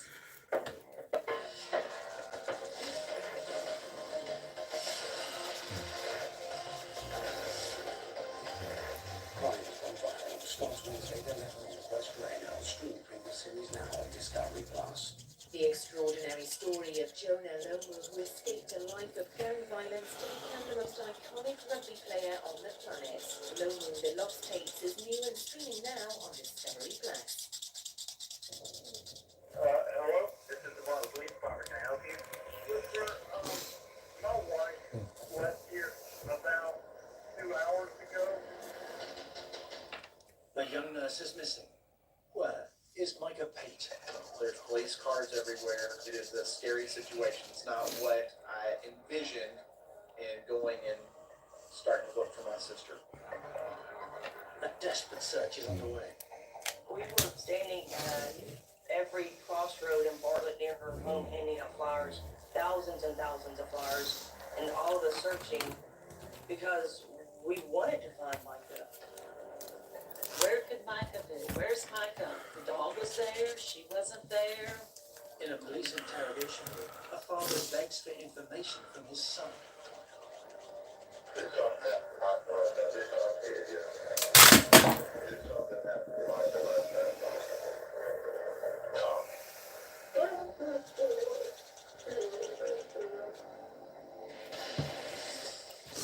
Detectives gather evidence until a picture of a suspect emerges. Which piece of the puzzle will reveal Thomas Pate as guilty of murder? What will be a killer's mistake? He had a lie, and he sold so many people on that lie, and frankly almost got away with it.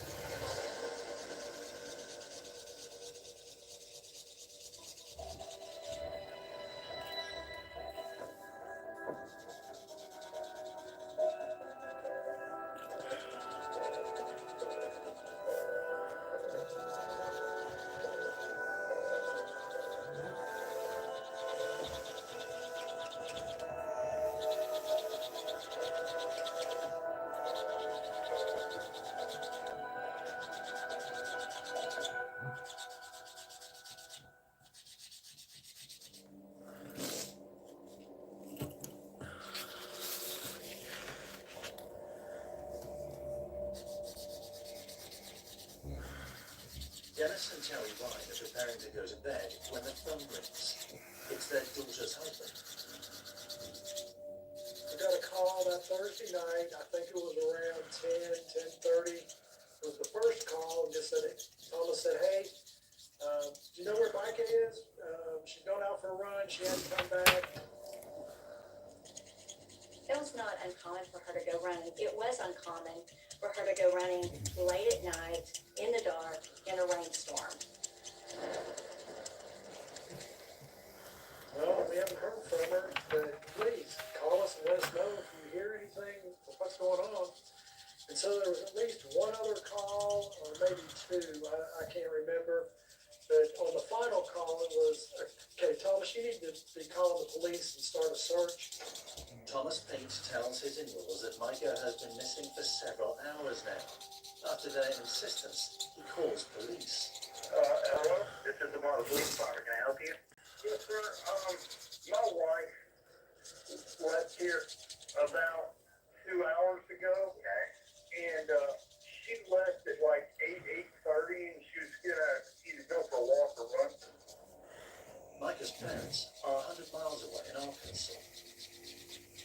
We packed our stuff and headed to Memphis immediately. It's about a 2-hour drive.